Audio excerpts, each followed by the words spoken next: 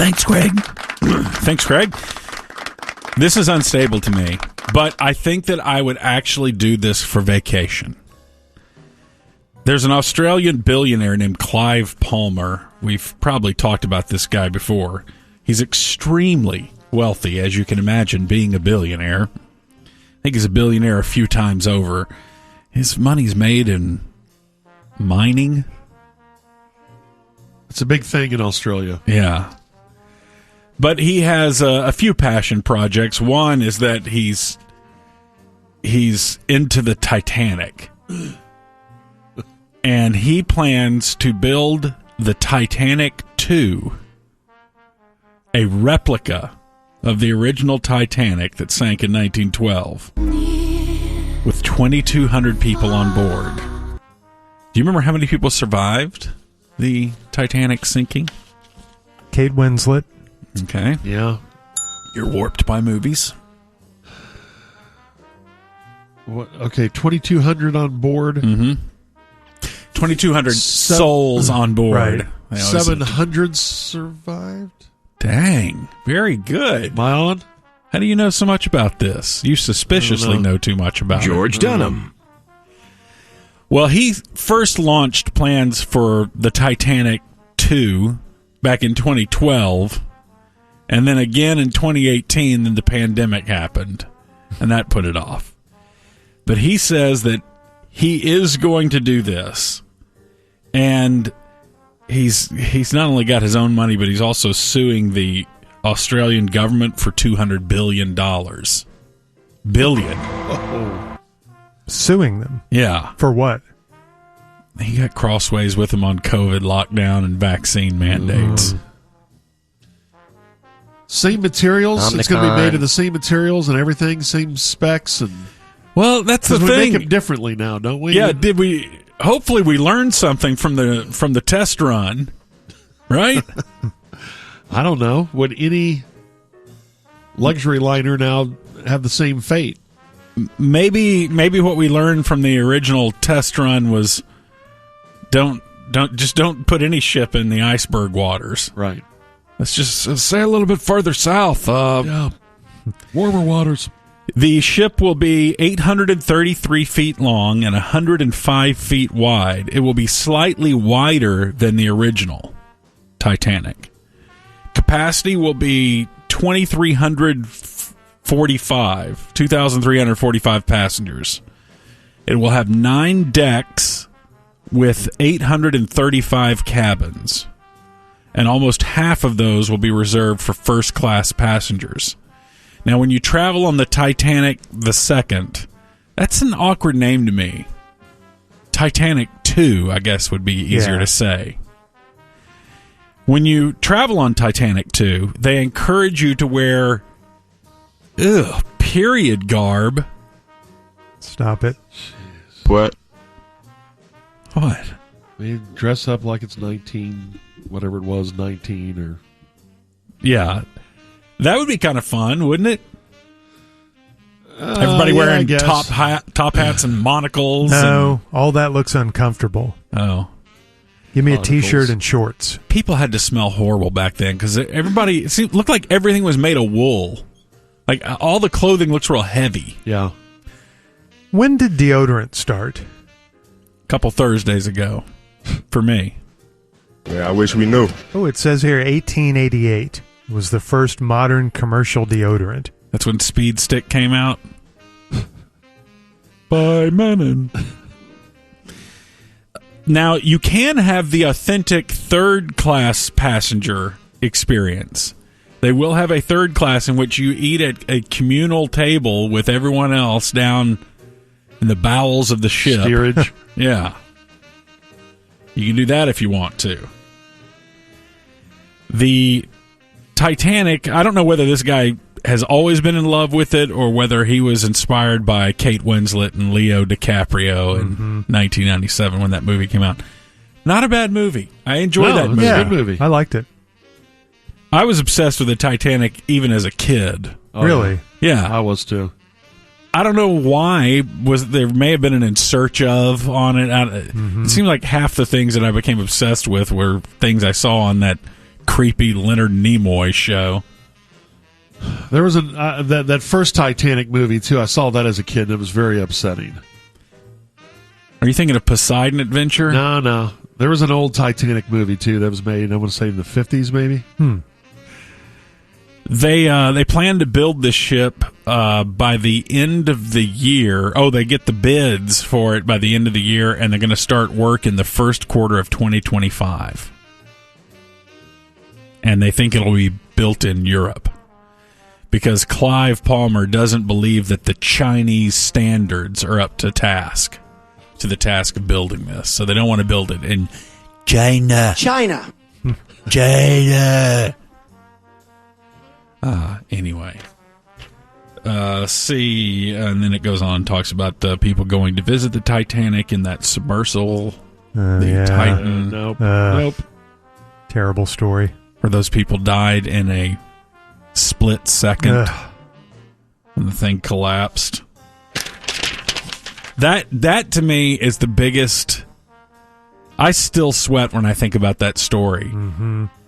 Because when I originally heard the story of that Titan submersible that goes down and visits the wreck of the Titanic, I thought, it's probably size of a school bus, something like that. And then you look at it, and it's smaller than a minivan inside, and there were 5 people crammed in there sitting, and it had a real low ceiling. So it would be claustrophobic if you're up on land. And when they got that deep, they probably started hearing it clink, clink. They would hear it clink. creaking. Yeah. As the pressure of the water. Terrible. And there was some kid on there who didn't want to go, and his dad made him go. Yeah, come on, it's your 17th birthday. You'll love it. You'll always have a story to tell. We're going to live forever. Oh, jeez. And then this. Is this unstable? 2 of America's largest chain restaurants will be combining space. Okay. When this started, 25 years ago, when you started seeing the co-branded space that just made you cross your eyes? Right. Seems mostly in gas stations. Yeah. Have like a Wendy's and an Exxon that are... Or it'll be like a Wendy's and a McDonald's. There'll be 2 restaurants in a gas station. Yeah. Well, this is 2 restaurant chains where you actually sit down. Okay. Applebee's and IHOP. Huh. Okay.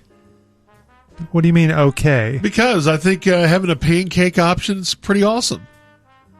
Yeah, Mark. but you go there with your friends for lunch, and you see those pancake go by and go, yeah, you know what? But you have a pancake option at IHOP already.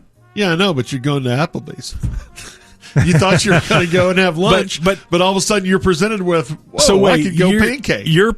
You're assuming, or you're proposing that you go and sit down at Applebee's. The waitron, what do you call it? The hostess, the host, server. Let's go with waitron. No, it's the host person. They seat you. Oh, the hostess, person. Yeah, what do you call them? They're not a hostess anymore. The host. The host. Maybe men and women are hosts. Yes, the host seats you. And you see pancakes go by, and then you've got to get up and move over to the IHOP section of the table. Section of the restaurant. Oh, I'm just assuming you can order off any menu no matter where you're seated. No, this is divided. They're sharing there's space. A Mason-Dixon line that they have a combined back of house pancake hamburger line. So the kitchen back there combined, but a blended front of house. Well, still same thing. I could tell you guys. We came here for fried chicken, but I'm going to go pancake. I'm going to leave now. What a callback that is. They've already tested 8 prototype restaurants like this internationally. They're killing for it. Applebee's IHOP. People like them? They're doing really well in Leon, Mexico. One of their all right co-branded spots there. Applebee's IHOP. With kids, if you're on a road trip, I could see, okay, well, y'all sit over there and have your pancakes, and Dad's going to sit over here and go chicken sandwich. Maybe you're right. Maybe they have, you can order from either menu no matter where you're sitting. But how do they do the dining room then? What is the... Sounds chaotic. Hey, guys. I think it's either you have both menus. That sounds chaotic. Yeah, it does. Hey, the IHOP menu to begin with is chaotic. You open it up, and there's so many lot of options, choices. and yeah. So you go out with 4 people, and they're going to bring you 8 menus to the table. No, It's a lot of paperwork. just four, but they're divided. That's where you have your line is on the menu. That's a huge menu then, if both of them are on one menu, because they both have maybe big they pared menus. it down. Just like you do for a rookie quarterback, you pare it down a little bit. You don't have the entire simplify play sheet. it? Yeah. It's too much. It's too much. It's too chaotic. If you want to go to Applebee's, go there. If you want to go to IHOP, go there. Why is that hard? Well, because they say that this actually works. They say, first of all, it's strange to me that IHOP bought Applebee's, and Applebee's is a much bigger company than Applebee's is the biggest sit-down restaurant in America. Did you know that? No. Yeah. Then how did they get bought? They just wanted to sell? I don't know. I guess so. With this IHOP merger, can you now get Bloody Marys with your pancakes? I think you can do that already, can't you? Not at IHOP. They don't serve alcohol. Oh, they don't? Oh. IHOP bought it for $1.9 billion in cash. How does IHOP have that much money laying So around? a lot of pancakes. I guess when they clean out the register at night, they just stack it up in the back. They had all that cash laying back there. Dine Brands, which is the company that owns both of them now, also owns Fuzzy's Taco Shop, so they need to throw that in there, too. Yeah, why not? So then you have a tri-branded restaurant to make it more unstable for Craig. It says here that those 3 brands have more than 3,500 locations combined in 18 countries. Well, they got Fuzzies for only $80 million. That seems low. And they paid $1.9 billion for Applebee's? Yeah. Huh. But there'll be more and more of this happening, I think. Yeah. That sounds like a threat. Well, it's not a threat. It's going to make it more convenient. Look how excited George got about it. Yeah. I'm really excited. So you're going to sit down at one restaurant, and they're going to hand you 13 different menus. No. Yeah, it will. Same play sheet. No. This sounds It's going like to look like Mike McCarthy's play sheet. It's really big. sounds like Idiocracy, like an SNL bit where they're talking about pizza being a great taco. Yeah. Pizza? That's what I call a taco. Just combine as much stuff as we can. It was Taco Town, where they also served it in a big bag, and then they just dumped a bucket of chili on top of the pizza taco combo. Yeah. It was great. I'm going to have to watch Taco Town again now. All right. Close the instability shop. Okay. All right, thank you, Gordo. That's the ODEC. How does raw sewage sound to you? Terrible. There was a mechanical failure at a Plano water station, and it spilled 1.5 million gallons of untreated waste into White Rock Creek. Oh, no. Before it was finally repaired on Saturday. Now, authorities are monitoring the creek and the aquatic life that calls it home. Hey, how's the big canoe trip going for you guys down White Rock Great. Creek? We're, you got it all charted out? We do. Well, now there's sewage in there. Okay, now you got the excuse that you got sewage. That's right. We can't do it now. We were going to do it today. Yeah. Today was the day that we had circled on the calendar to start it. Great weather today. Sewage began overflowing at 2:40 p.m. on Thursday, from 3 manholes. There was sewage coming out of 3 manholes. After a valve failed at a water lift station. What's a water lift station? It lifts it from the first floor to the second floor. Lifts the evil. Yeah. And that led to a shorting out of the motors that ran it in the electrical systems. Well, I'd like to pump it out, but the motors are shorted out. So 500 gallons of sewage were flowing into the creek per minute. Oh, my. 500 gallons per minute. Wow. And the spill finally ended just before 5 a.m. on Saturday. But the water supply up there in Plano, they say, is safe. It's just the Just don't creek. go near the creek. Yeah. But a bunch of frogs and... Yeah, 2 frogs are sitting on a log going, man, this is life down here. Wait, what's this floating in here? What is this? Oh, my God. What is that smell? Oh, good God! Well, it's one of the things that bothers me about the area in which we live. The Trinity is a disaster.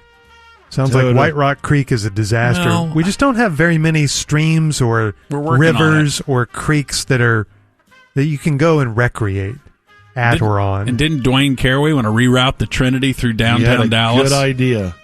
To make a river walk? Doesn't almost every body of water around here, or creek or river, just look kind of gross? Isn't that true of most city rivers? Is it? I think so. Yeah. I think they're always complaining about the trash, debris, and sewage in city rivers. Yeah. That San Antonio River definitely looks like it's got sewage. I know, but it's still magical to me, damn it. Oh, I love it. The river walk is great. The actual water, though, is pretty... You wouldn't want to drink out of that? No. They say that it was helped, this situation up in Plano, White Rock Creek, was helped because of the heavy rain and the flushing of a fire hydrant nearby. That helped dilute the spill, so it wasn't so concentrated.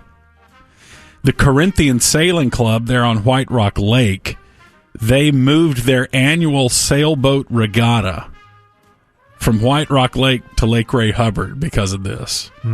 Because they were supposed to have it over the weekend. They were like, we don't want to risk falling into the water and have all that sewage around us. This has happened before.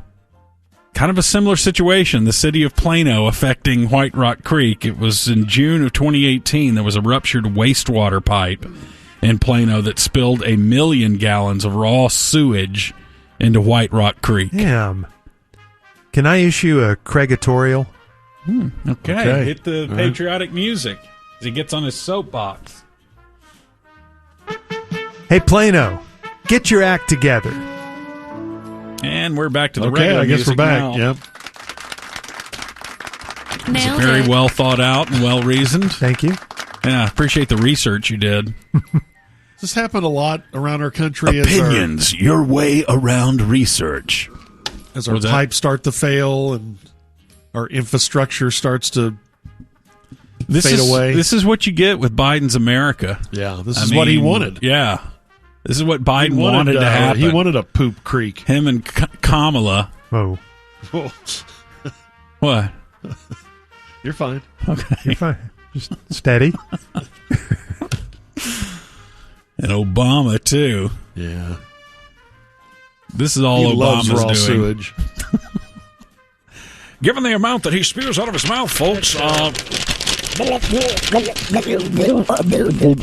what he does.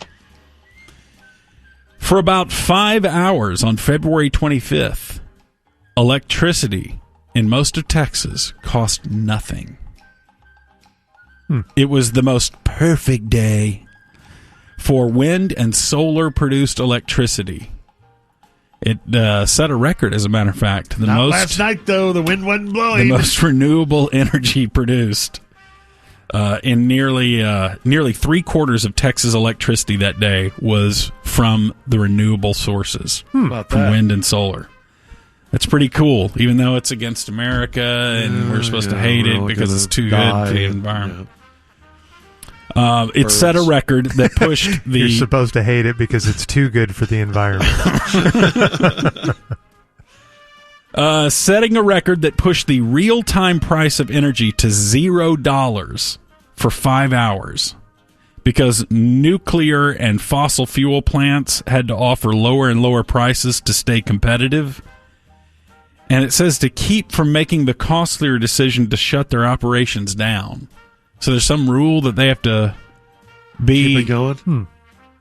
cheaper than wind and solar in order to stay going. I don't know. But yeah, Texas is apparently one of the biggest communist states in the Union.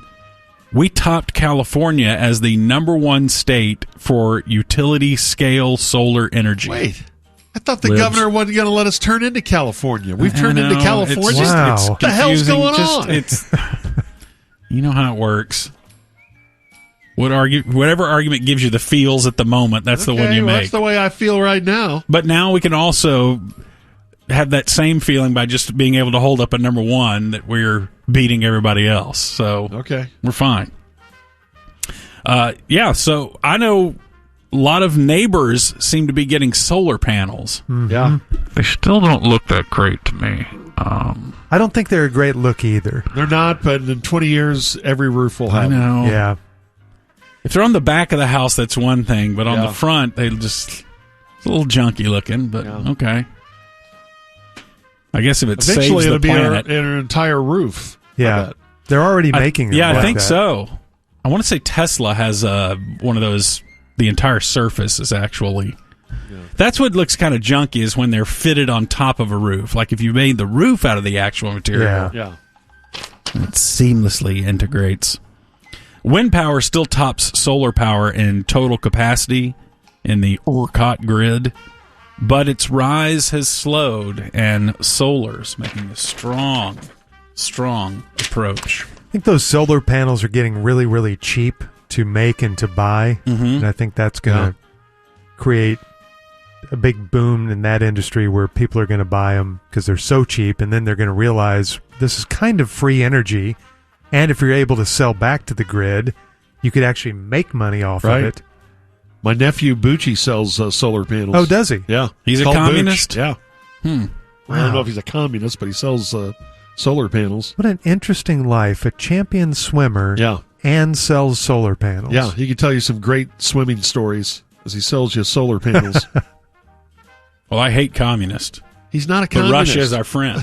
But Russia is also our friend. Right, So I'm that's not right. sure how.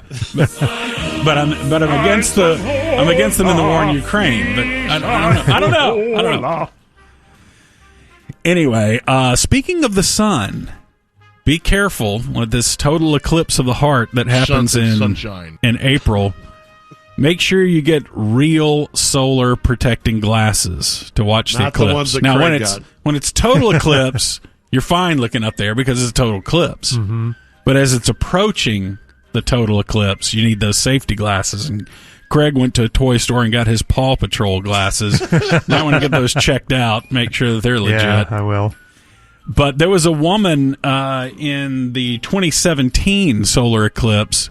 She had bought some fake safety glasses and suffered permanent vision damage. Oh, my God. Excuse me, he's blind. She experienced solar retinopathy with terrible. photochemical burns Oh. in her retina. And the doctor that looked at her retina said that there was a crescent shape. The burn and damaged area was the You could see crescent the shape. eclipse. Wow. Exactly like the eclipse. She got an eclipse tattoo That's on her retina. amazing. So just be careful. Make sure you get some good glasses, solar glasses. All right. What's going on with the Royals? Have you been Boy, following all the I Kate can't believe it's conspiracy taken stuff? 2 days to get to this story. At I 8:40, know. we're going to have some Royal experts on that are going to talk they're not about what's available. going They're on with vacation. Kate. No, they're on And to vacation. think the Rangers share a facility with them, and they've had all this drama. Not Okay, those Royals. All right. Bringing it back to sports. So Kate Middleton had abdominal surgery in January. They said she would be out through Easter, but they didn't release many details as to what the surgery was. And then she was out, and people, what's going on with Kate? And then when she releases an image, she had heavily photoshopped it. Do you understand that, by I the way? don't quite understand the hand, it. I didn't follow the whole thing, but the news agencies actually pulled that photo because I think she released it for Mother's what? Day? Mother's Day. Yeah. Yeah, their Mother's Day is before ours. How is that possible? I don't They're know. not mothers in the same way. They're just mothers earlier than we are. Yeah, I guess that reckon- country was created They were before first, us, yeah. so they were mothers before I got us. to get the Mother's Day first. So she released that photo, and then they started examining it.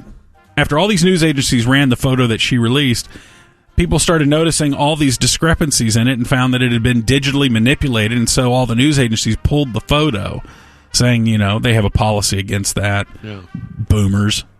Yeah. That you're not allowed to Facetune your photos and put extra fingers on your kids. So they Cat pulled the ears. photo. So then that started people going, what's going on? And then Kate released a statement saying, Yes, I had manipulated that photo, as lots of people do before they put a photo out, and I'm sorry. And that's all she really said. So people started wondering, what's going on with Kate? So there's been the internet's had fun with this, trying to figure out what's going on with Kate.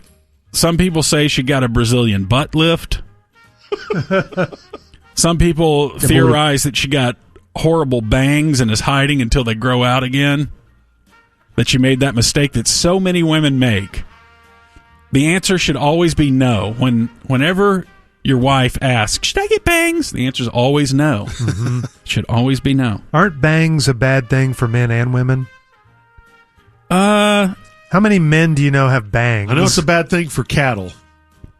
If cattle have bangs, that's a really bad disease. Really? Hey, you're ranchers out there are just spit their coffee out. I wish we moo. What is that? I don't know. It's some sort of cow disease. It's bad. There's also a town in Texas called Bangs. Yeah. Some people say that she got out of shape after a long MLB offseason. I don't know what that means. But she hadn't been seen in public since December. Now, she did show up over the weekend, supposedly shopping at like a farmer's market. Oh. You really have the Princess of Wales shopping at a farmer's market? I don't know about that. Also, photos that have made the rounds showing her holding hands with Pete Davidson, those are fake. She's not dating Pete Davidson. A lot of people thinking that she may be taking a spin on The Masked Singer as well, and that's why she's been out. But what's going on with her? Well, at 8:40 today, we'll ask no, they're not on. Our Royals experts. You know, there's another layer to that story that What? something that her husband may have been involved in. You didn't see that part of the story? No, what's this? Apparently you do have some information. I'm not. You look it up. What is it? It's his favorite topic. What? It rhymes with Pegging? egg. Wait, rhymes with what? I was going to say egging, and then he said said the word. What? Wait, that's why Just she's what about out? that she's staying. She's mad She at took him. time I off don't to do know. pegging? There's some sort of pegging angle to this thing, and you need to look it up. And that's why I thought you were doing the story. What? And the person who shares your house told you this? Man, she's all over this, isn't she? Yeah, I mean, my given S meter is really low on this whole thing. And yeah. Sean's wife is also very big into the story, and he's been beaten by it. Wait, so this is a known thing, that angle that you're talking about. Did Sean mention There is a conspiracy theory that the prince was having an affair. Right. Yes. that involved that activity, which I thought that's why you were doing the story. Why would I she? can't believe a pegging story got by you. Who are you talking to? Daddy. Why would she Hey, doctor no. a photo because her husband was pegging? Unrelated. Why would she give her kids extra fingers? And that's why I thought he brought up the whole photo story. And hey, by the way, No, okay, 8:40 today. We'll talk to him and find out what's happening. Now, and I don't have time for my animal attack story. But I will mention this quickly. Okay, there was a woman. She was out biking with her friends. I think this happened in Sportstown, USA. Okay, so you know where that is? Yep. Well, a cougar jumps out of nowhere. Two cougars jump out, and one of them knocked her off her bike and clamped around her face. Her fellow cyclist, they, of course, jump off their bikes. Now, meanwhile, I would have kept going. I would have said, I didn't see. What happened? What happened back there? I just thought I lost you guys. I don't know. Probably in Denton is where this was. It says Washington State. There you go, Washington State. And as this 75-pound mountain lion has her around the face, they're beating the thing with sticks and throwing rocks at it. Wow. And they battled it for 15 minutes. Oh, my God. Her face And she inside its survived? mouth. She survived. Spent 5 days in the hospital and is still recovering. But wildlife authorities tracked down the cougar and killed it. As a matter of fact, the cyclist somehow were able to pin the cougar down with a bike after they got it off the woman's face and held it up under a bike until authorities got there. Wow. And then had a quick trial. I mean, a very quick trial. Wow. the Cougar represented itself, and not very well. Maybe these Washington State Cougars are upset about the breakup of the Pac-12. Oh, hey.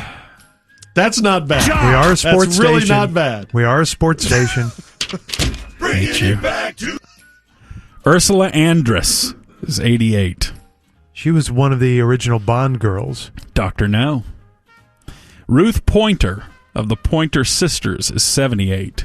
Glenn Close is 77. Fatal Attraction. She was great. Was she creepy in that Oh, my movie? God. Oh, She man. was creepy. Bruce Willis, 69. Oh, man. Greatness. Hang in there, Bruce. Andy Reid, 66. Greatness. Clayton Kershaw, 36. Tickets home. Quentin Nelson is 28. Nico Collins, 25. And Marvin Mims Jr. is 22. Former right. Sooner great. Sooner great. Get the date. Okay, thanks. That's Muse. But in Muse in the News, we had the story of the royal family controversy surrounding Kate Middleton and what's going on with her. Well, joining us now in studio to talk about it are the Royals experts from the NFL Network, the guess you sit Skinlonnin here. Brothers. It's Nick Skinlonnin, the older Skinlonnin brother. Hi, Nick. How are you? Good. How you guys doing? Good. Good to see you. Nick, of course, See you, spent Nick. 19 years in the NFL as a deep snapper.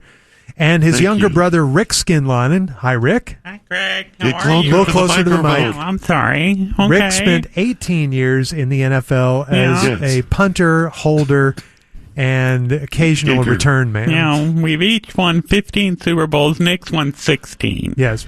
Right. But each Yeah. won 15, but One Nick's more. won 16. A lot more than the babies. Our mommy says we could have our own rooms, but we just like sharing. Well, you guys are now retired, and in retirement, you've tried many business ventures. Yeah. Most of them have failed, but Well, Thank you for knowing that.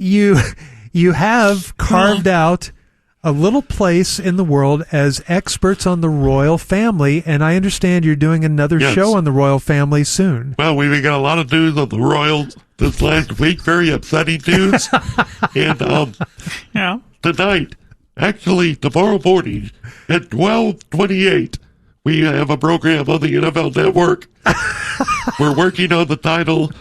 It's either called The Banking of the Prince or The Prince of Banking. We're not sure which. But The Prince of Pegging, is that what you're saying? yes, Roger Goodell called us into an emergency meeting about the Royal show on the NFL Network, and we said yes, because we've got to put these Kate Middleton Right. rumors to rest. he wants us, he doesn't want to endanger the relationship between the NFL and Yeah. the royal family Yeah. in Europe and the whole thing. We have I a, didn't we have even a know good that. working relationship right now. I had no idea that was a thing. Yeah, and the internet as well as the World Wide Web has really gone Crazy. ape bowel movement crazy with all this. Wait, may I ask, if it's so important to salvage the relationship between Right. the NFL and the Royals, why is he giving you the time slot of 12:28 a.m.? I don't know. That's a question for Roger Goodell. Right. And it's, And it's a 2-minute show or a well, yeah. It's, or a We have to- 32-minute No, show? it's two. it's two. We're packing a lot into it. I Why- mean, we're going to have on a lot of good guests, though. In 2 minutes? Yeah, we have Aiden Durday, Former Cowboy the- assistant, the now the first- defensive coordinator with the Seahawks. the first British foreign coach to get a full-time gig in the NFL. Yes. Right. Yeah. We have Doug Williams, the first black-born Super Bowl quarterback, and John Riggins, the first guy who answered our call when we were booking NFL guests. Crank up that diesel. Swap. How Crank are up you- that diesel. How are you going to interview 3 people in 2 minutes? Well, I don't know. I guess through heavy editing. And I think But we want to talk about it all, and we want to put to bed some rumors about the royal family. There's one particularly vicious rumor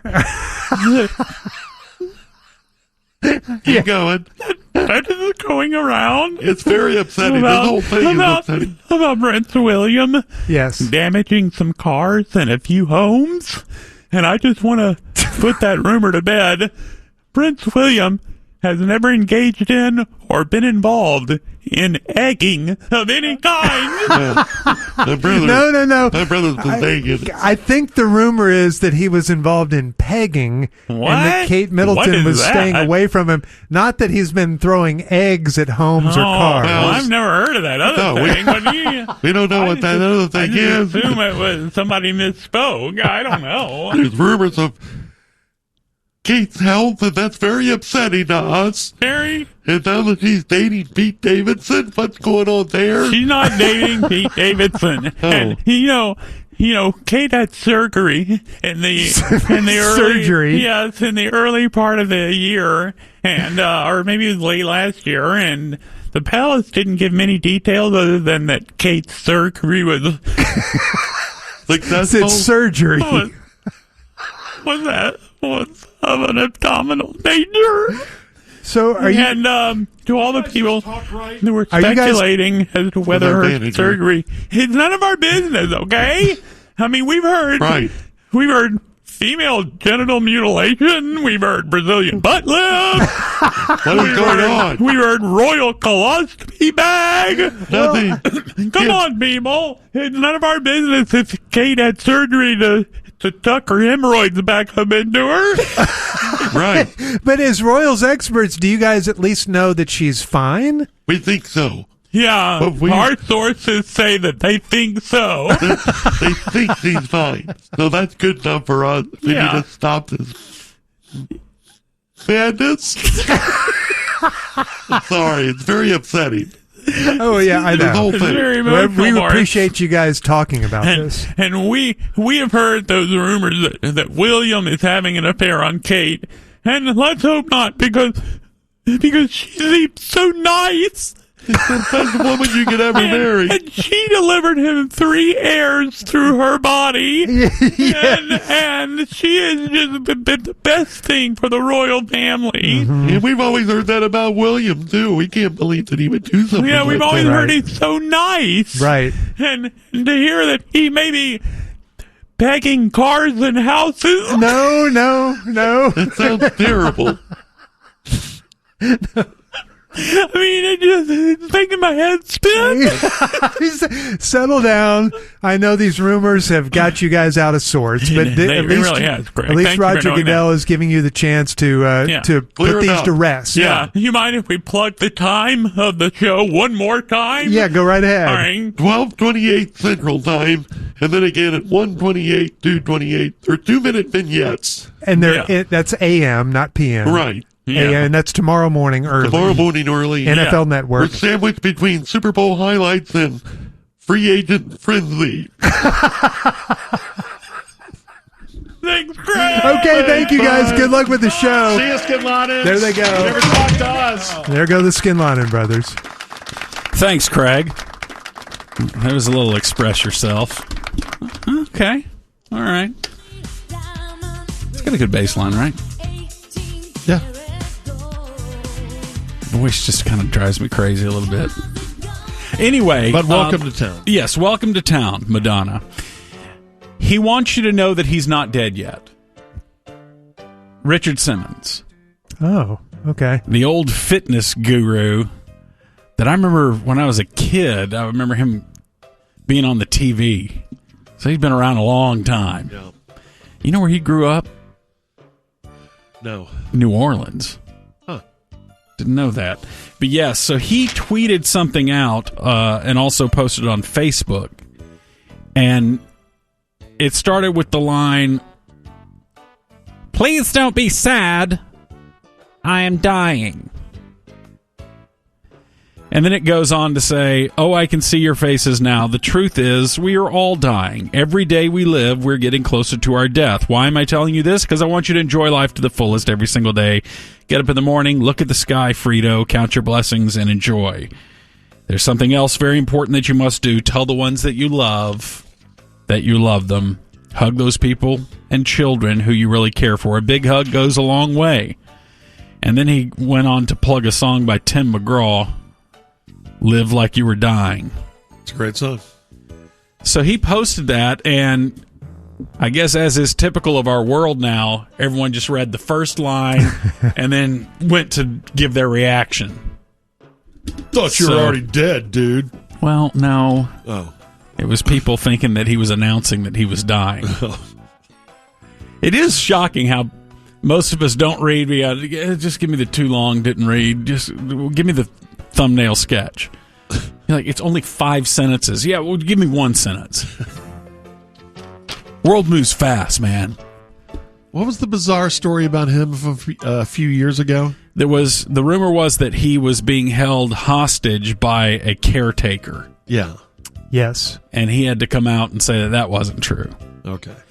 Well, news organizations started contacting him off of this post, and he had to issue another statement saying, "Sorry, many of you have gotten upset about my message today. Even the press has gotten in touch with me. I am not dying." It was a message about how saying we should embrace every day that we have is important. And so Richard Simmons continues to be, every time there is a story about Richard Simmons, it's about how he's not dead. Have you noticed that? Remember when Pauly Shore announced that he was doing a Richard Simmons movie? And Richard Simmons is upset about that because he says he didn't get permission for this. Mm-hmm. And in that statement, he said that he no longer has a manager and he no longer has a publicist. But he is begging Pauly Shore to not do movies about him. Did you used to watch his show? I also am begging Pauly Shore not to do movies about him. Did you used to watch his show, like when you were a kid? Pauly Shore? Yeah, No. it's on MTV all the time. No, Richard Simmons. Not Sweating really. to the oldies? I thought that was a VHS that you had to order. Well, that was, but he had a show that would come on, too. Yeah, didn't wasn't it almost like a talk show or What? a variety show? he? I thought it was a workout Was it? show, wasn't it? Maybe not. Maybe. Let me see. And he would when I was a kid, usually have a one-on-one with a woman on the And show he and was tell her she was okay. on the and- TV, I felt weird. Like, why is this grown man wearing these nut hugger peppermint striped shorts? Why is he dressed like a guy who's kicked off the Globetrotters?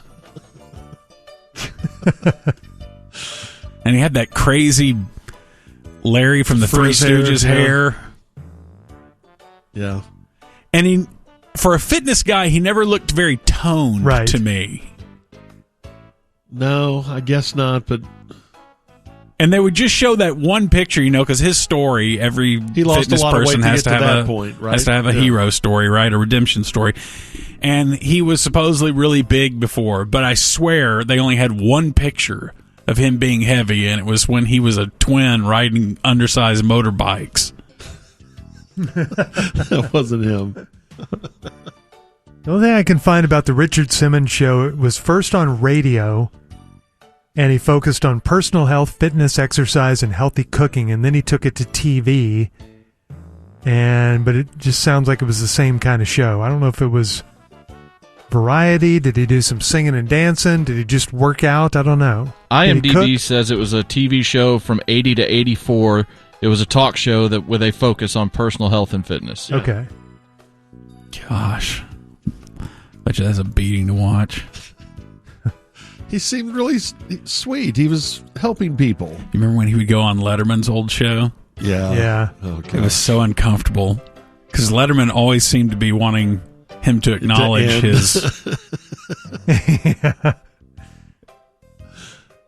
his potential alleged possibly celebrated gayness.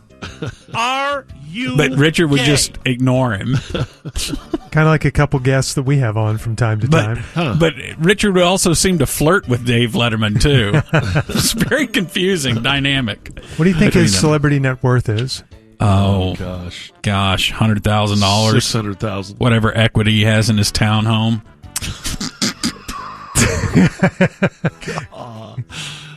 According to CelebrityNetWorth.com, $20 million. Whoa, okay.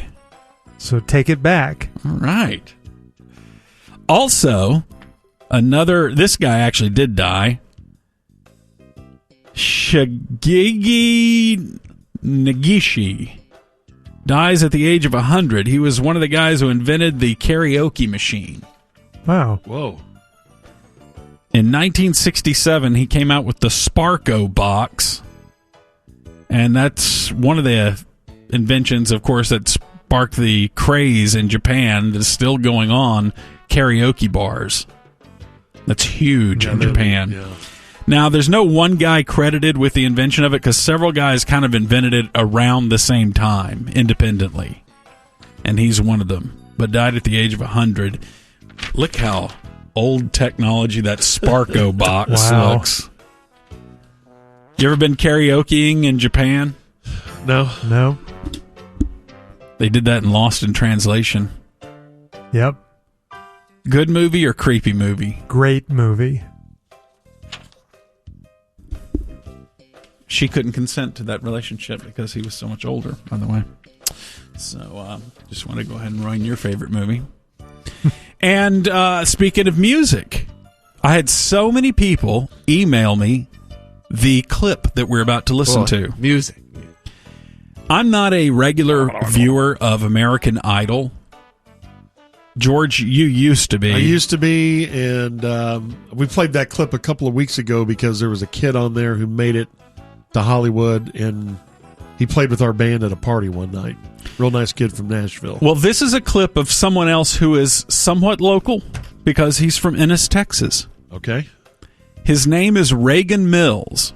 Now, I'm going to play this for you, and you tell me why people sent this to me, okay? Okay. Hello. Okay. Howdy, howdy, howdy. Howdy, ho, Winslow. Let me take all of this in. I've never heard that before, but I love it. Who's the actor on Will and Grace that we lost? Leslie Jordan? Oh, my heavenly days. Can you just say, well? Well, my mom might spank me if I do. She may come in here and run after me with the belt. Oh, Bailed.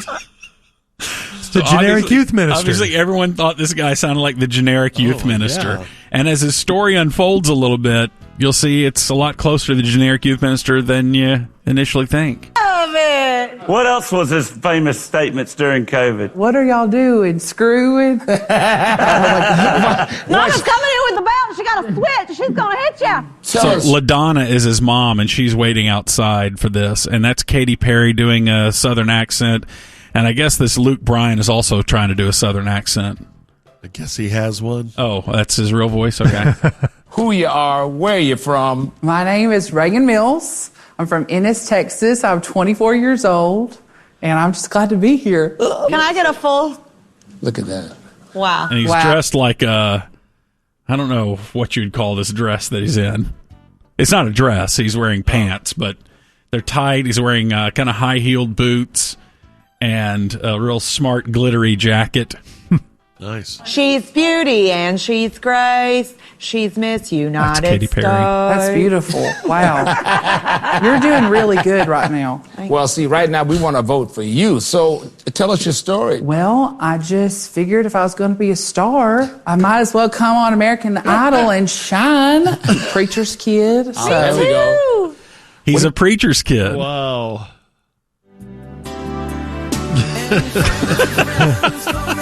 Okay. I'm going to sing Easy on Me by Adele. Give it to me. I'm going to go to the piano. Those I gotta boots go piano. Are they made for walking? Yeah, he starts off all right, but I think he loses it in the middle of this. There ain't no gold in this river that I've been washing my hands in forever. All right, hold up, great. Reagan. Hold up, Reagan. Get more out of Hey, it. listen, Reagan. Hold up, Reagan. Way Is down. Patrick Mahomes on the show now? Keep singing or am I stopping her? Am I going to keep Same singing thing. or I just like stopping or like I can't really do the voice, Yeah, but you know. pretty So they send Katy Perry over there, and that kind of screws him up, So having this good. beautiful woman standing so close to him, looking him directly in the eye as he's playing piano. Oh, yeah. He stops singing as well. A little hung up there. See,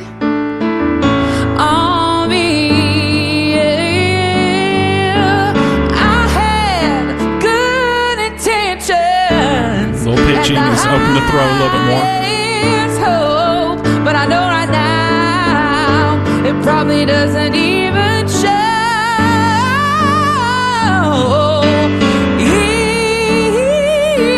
It really sounds like a woman. Baby, you know I was still a child. Didn't get the chance to feel the world around me. I had no time to choose. Katie, go easy on me. No, he's great. Right here's a whole TV show. Oh, Just by itself. I don't think And then we his need mom to and critique sister came out there and they sang because with you him. have your own style, Yeah. you have your own sound, you have everything we're looking for is called a full-fledged artist. Yay. So we're gonna vote right in front of your family just to make it just official. Okay. And then we'll know where we're going. Luke, I'm a yes. I'm a sold yes. Katie? I think it's a one-way ticket to Hollywood. I think it's when I take it to Hollywood. So what do you think? Generic youth minister-esque? Oh, yeah. Yes. Reagan Mills. Maybe we should offer him the forum if he's from here. Yeah. Sure. So he they're can, still, he can come on a local AM radio talk show to promote a national TV appearance. So they're still getting people to go to Hollywood. They haven't started the actual competition yet. Yeah, guess, this is early, I Yeah. guess.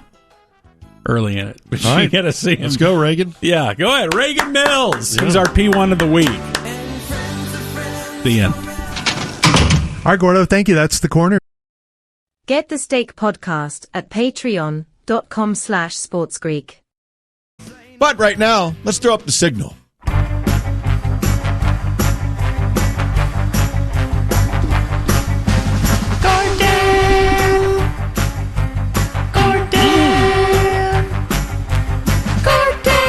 There he is, there he is. There he is, there he is. Gordon. Dun, dun, dun, dun, dun, dun, dun, dun, dun, dun, dun, dun, dun, dun. Go. He made it. You do have the church clap in you. You can tell you were That's raised right. and That's right. just clap a lot at church. Man, I'm enjoying Donnie's pink nose muffin that he has on his microphone. He has a windscreen cover, but Yeah, it's a you really flamboyant pink. You made me It's beautiful. change it because you were right.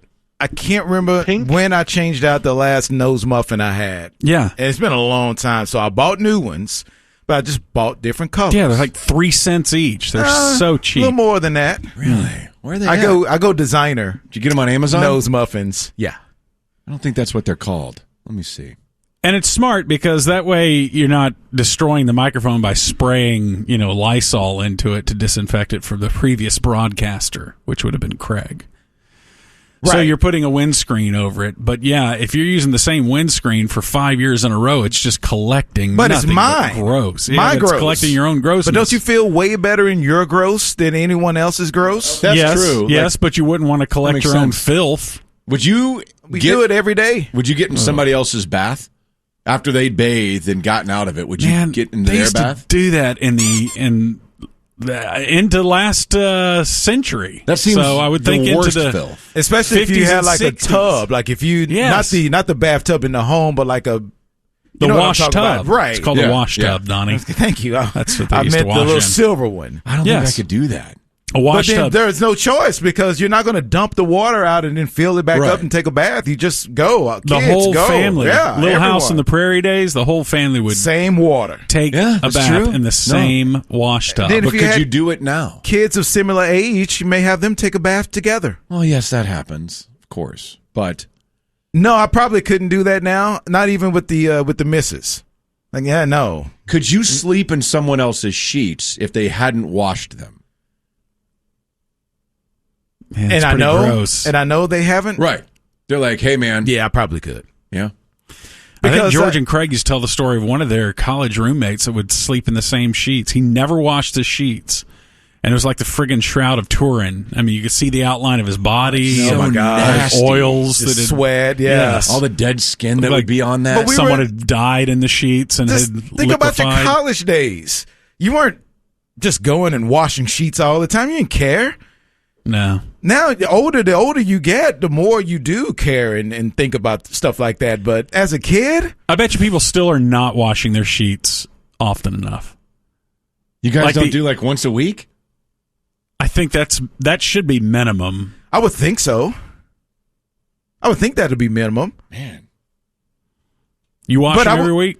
Yeah. But I will bet you there are people that don't, and they'll probably go maybe once a month or even more than that. You know, I don't know if this is I sweat a lot. A tale told by an old wife or something like this, but they say a mattress gains like 20% in weight over its lifetime. From skin and sweat? Dead skin cells, yeah. You're supposed to change, every 8 years or something like that? 7, 8 years? Say. Oh, dude, I still have my first mattress. Now it's been moved into a guest bedroom. But even the mattress that I sleep in, I think that thing is probably 20 years old. Really? You should get a new one. It is the absolute best mattress I've ever had in my life. That's the problem. I know. I feel the same way. Still is a great sleep. It's an actual Tempur-Pedic. And every time they tell you, okay, you know what, you should change out maybe underwear or something. But I feel like you've just broken it in at the same time they tell you need to start over. Because I think there are a certain pairs of underwear that you have that you reach for way more often than not. Because you need to churn that roster. You need to upgrade your underwear is the problem. No, I think my underwear is very solid. Oh, yeah. Very solid. Wait, what is non-broken in underwear? I don't know. I just feel like there are certain... It's not like a baseball glove. Jeans. Jeans are like that. I hate I think drawers are like that also. Like, you don't have a favorite pair of drawers? I have multiples that are identical. A whole bunch of them. But you still don't have the favorite? The one that you know? I couldn't tell the difference in them. Oh, gosh. You guys, you know what? You guys don't love your drawers like I do. No, I speak to them every time I put them on. Hey, little buddy. And I think that's one area that men should upgrade in. If you can afford to, you should have nice underwear. And I say nice. I buy mine at Target. But they're still nice. There's nothing wrong with that. Yeah. Mine's not cheap. But just don't buy the 20 for $10 pack. Yeah, I think kind of rough on you. I think that's going by the wayside. I would like to think that as fellas, we've upgraded to where the boxer brief is the most common pair of underwear out there. Like the tighty whitey is falling by the wayside. That's gross. You got to wear those sometimes. Boxers, just a straight boxers. That's gross. I could never do that. I tried that for like a couple months. I was like, too much. Yeah, too much like movement. The biker shorts, whatever you call it. I guess that's boxer briefs, right? Boxer briefs is the way to go. Yeah. Because even like the bikini underwear that was popular for a while when I was like in college or whatever. You wore those? For a little bit, I did. I really did. Like little Speedos. Yeah, that's awesome. I mean, it makes but if you get aroused, then the flagpole goes up beyond the waistband. It kind of makes you look decent in the mirror as you're standing there. You know, like you got to tuck it in. You're like, whoops, look at that. That happens. But no, you That's do a good high school trick. Comfort is way more important now than looks. I don't care how it looks. I upgraded my underwear a few years ago, and man, once you do that, you cannot go back. It's impossible. Yeah, I have too many pair. I need to make some roster cuts. Mm-hmm. How many pairs of underwear do you say you have? Man, you know me. I'm excessive in everything. Like 20? Oh, I have more than that. Way more than that. Way more than that? Of actual underwear. Yeah.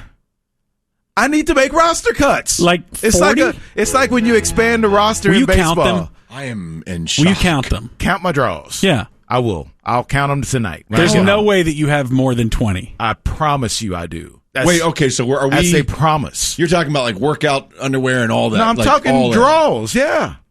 That I will wear every single day. It's way more than 20. That's incredible. That is. I mean, I have some that are like workout, like... Specific? Yeah, that I would never wear anywhere else. Because they're, what do you call it? You know, they keep you... Wicking technology? Yeah, whatever. Yeah, basically. But that's pretty much all my underwear. I only have 7 pair that I wear regularly, but it's one for the day, and then I do laundry once a week. So you have the days of the week written in them? This is Monday. Wednesday. No, but I stack them in a drawer according to when I think I'll put them on. You have backup pairs? 7 seems like a dangerous situation. No, you It got does to do your seem laundry. dangerous because if if you're out for the day and you just forget, and all of a sudden, The Accidents two that happen. I don't like the way. I don't like the color of you the don't band. trust I them put the on older bottom. you get. Wait, so you're having midday accidents? No, I'm just asking if he has. He's a lot older than I am. Not that hasn't. I mean, no. Sometimes, but not in the last. As defensive as you are, it seems like it's do happened. you just go outside and get a rock and clean those off and put them back on? No, I don't. That hasn't happened in a while. I don't Just think. take it to the sink. Just wash a pair in the creek in the middle of the day. I think that's happened 3 times in my adult life. Hey, It you're in happens. your 40s. What are you going to do? Sometimes. Yeah, no. accidents I'm happen. telling you, it's going to get worse. Sometimes Wait, you in thought your it was adult air and life, it you've wasn't. had accidents? No. I'm talking where you thought it was air, but it wasn't. Oh my god! Not like full on baby poop. Not that. That has happened to you guys too. But don't you have a cutoff valve? Yeah, but at first the sphinx. You know what I'm talking about? Where you just kind of lean riddle over of and the you're like, sphinx. oh, I man. have a cutoff valve. I know, like sometimes you have to shut off the water in your home. I can shut that off when you feel like, Yeah, you can. cutoff valve. But you don't know. And then you have to go and make sure. Yeah. Thank you. That's what, exactly. Yes, it happens. But the ladies, like if they can go number 1 and just whoof, cutoff valve. And as fellas, we just can't do that. No, that's pain. Extreme It's a little pain. weird. It's Why not, would you it's not cut it even off? Yeah, and possible. Ladies tend to have a higher PSI than guys too. I guess it's because they're closer to the water. Yeah, they have a smaller bladder. But it sounds like somebody's running a pressure hose in there. Yeah. Big water, ocean water. Like, are you okay? Is everything all right? I think I have uttered that phrase before. Are you okay? Pressure hose.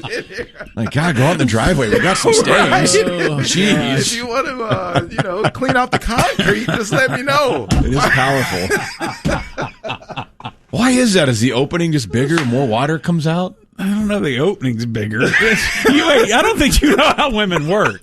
That whole opening is not the urethra. I'm aware. Isn't that true, though? Gosh. Okay, it's time for you, Gordon, to get the whiteboard and kind of demonstrate to Matt how things work. Yeah, I'll have to explain female anatomy. I don't think that's how it works. Okay, I have to make sure that I go home and count. Count your drawers, yes, because I don't think that you own that many pair of underwear. I'm telling you, I know I do. Dang. All right, I'll count mine as well. See, we already know we have a 7 over here, and that seems painfully low. That's just cutting it too close. Like I think you should have need around extras. 14. So like 2 for every day. I think that's a good cushion. Man, that's. And when I go out of town, the only thing I will overpack. I was a chronic overpacker, like with clothes. Now I make sure that I wear everything that I pack, but I am over aggressive on underwear. Like how over aggressive? If like I'm staying, a couple extra pair? No. Just in case? I will pack at 2 least a day? 5 more. Oh, jeez. When we stayed in Vegas for the week for Super Bowl, I swear to God, I probably had like 12 pairs of drawers. But what's the motivation? Are you afraid? Just never know. You're going to have an accident. Well, no, not an accident. Maybe, if I need to go somewhere, maybe I need to shower or something, and then you put go on a nice... do some athletic something. You get a little sweaty. You want to change. Walked a little too much, and now you have a little swamp down there. Right. Just go take a shower and put on a nice new pair of drawers. Even for a weekend, if I'm staying somewhere, I will bring 3 or 4 extra pair of drawers. 2 a day. It's just to be careful, just in case.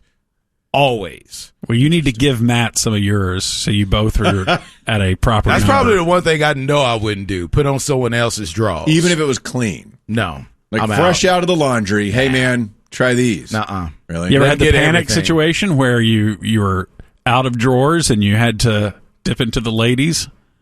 No. You never did that? Nobody? and never felt more like yourself? Never felt more free and more relaxed? No, I haven't. That happened to me when I was I have too many. 5 years old. If I run out of underwear, yeah, something pretty bad has happened. Like really bad. Like your house burned down, apparently. Or my, my wife is out of town for like 3 months. Wait, you don't do your own laundry? I mean, when laundry in the house, it's house laundry, right? Oh my gosh. I do my own laundry. What? You got to do your own laundry, right? I'm very particular about it. So. No. It's all in the same pile. So she's out of town for 3 months and there would be no laundry done. No. I'll definitely do it then. Okay. I'd have to maybe FaceTime to see how things work. Jeez. Yeah, I don't mess with her stuff. You don't even know how the machines work? Well, we got a new washer and dryer. We had the same one that my parents gave me for our wedding anniversary. That's right, yeah. Until like 4 months ago. It's impressive. Almost 28 years that we got on the washer and dryer. The old ones will last for forever.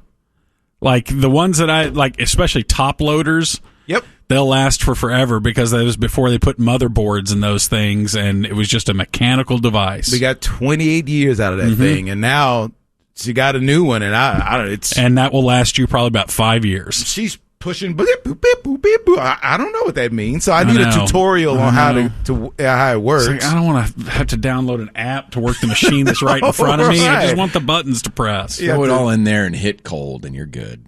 Yeah, always wash on cold. Yeah. Don't go higher than that. Yeah. Yeah, you guys don't look like the cleanest people in the world. Why am I taking advice from you? We're Do you see excessively stains clean. on my clothing? Is You that what you're don't saying? smell nice and fresh. I smell like a wet dog.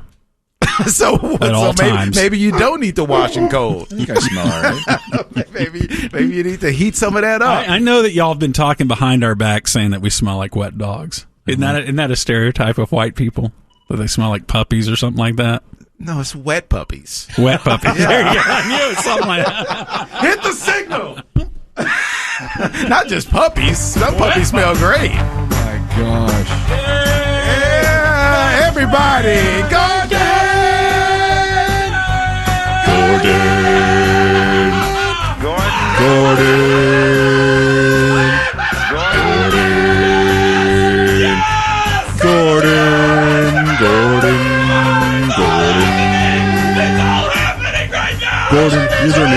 Gordon, Muser.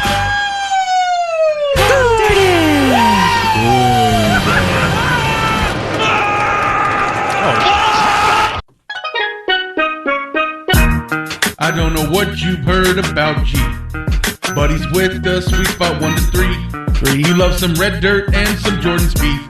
He's the afternoon J-U-B. I don't know what you've heard about G, but he's with the sweet spot 1 to 3. He loves fajitas and some UNT. He's the afternoon J-U-B. It's the Jub remix. Yeah. Yeah. 40 here on Yeah, now we're going. You're in the sweet spot with David Mino and me, Monty, in for the sick Sean Bass today. It is a Tuesday. He's not sick, just to clarify. It's just his voice. His voice is sick. Yeah. He has the curse of the Musers. What does that mean? Because we were in last week, and Okay. it takes a toll on the body. It makes you sick. We're not During the athletes morning like show. you, George. Mm-mm. Guess not. Tried for 30 years. See how it goes. I don't know that I'd be able You're to make really beaten down. No, that's why your body is a temple. Well, there he is. That's why we call our show the sweet spot, because you don't have to get up too early. You don't have to 2 stay hours. too 1 to late. 3. That's the sweet spot. Yep, I have the body. That's about where we started. We started 2 to 5 way back in the day.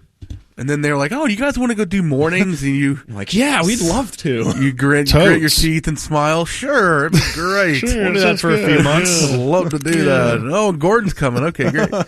Yeah, perfect. Yeah. Well, we're happy you're with us here, George. After I'm happy too. A spring break vacation. Where did we go somewhere, or did you stay home, staycation like Craig? What'd we do? I went to the lake of my choosing. I like to go to Possum Kingdom, and that's where we went for about 5 days. And yeah, it was great. Do some skiing? Really nice. Yeah, did some weekday skiing. Little cold. Water temp man. is still 58 degrees. So just did some fishing and a lot of nothing. Were the too, which was great. Were the stripers hitting? They were, as a matter of fact. We caught a few stripers. How'd they taste? I threw them back. Okay, good.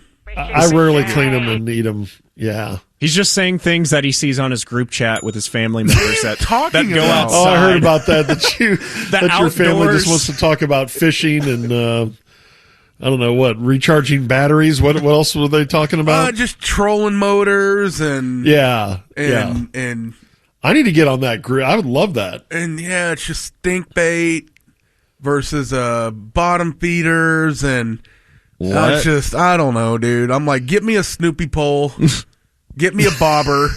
Let me know when the fish is gonna grab it, and I'll reel that sucker in. You can put the minnow on for me. I don't want to kill that thing. Yeah. Sometimes that's how we fish. Did you were you beating fish, Dad, when you were teaching your sons how to fish, having to constantly bait their poles and do all that? Yeah, it is a lot of work when you're fishing with young kids, but I always thought it was really cool. And I'm not a great fisherman. I just like to fish.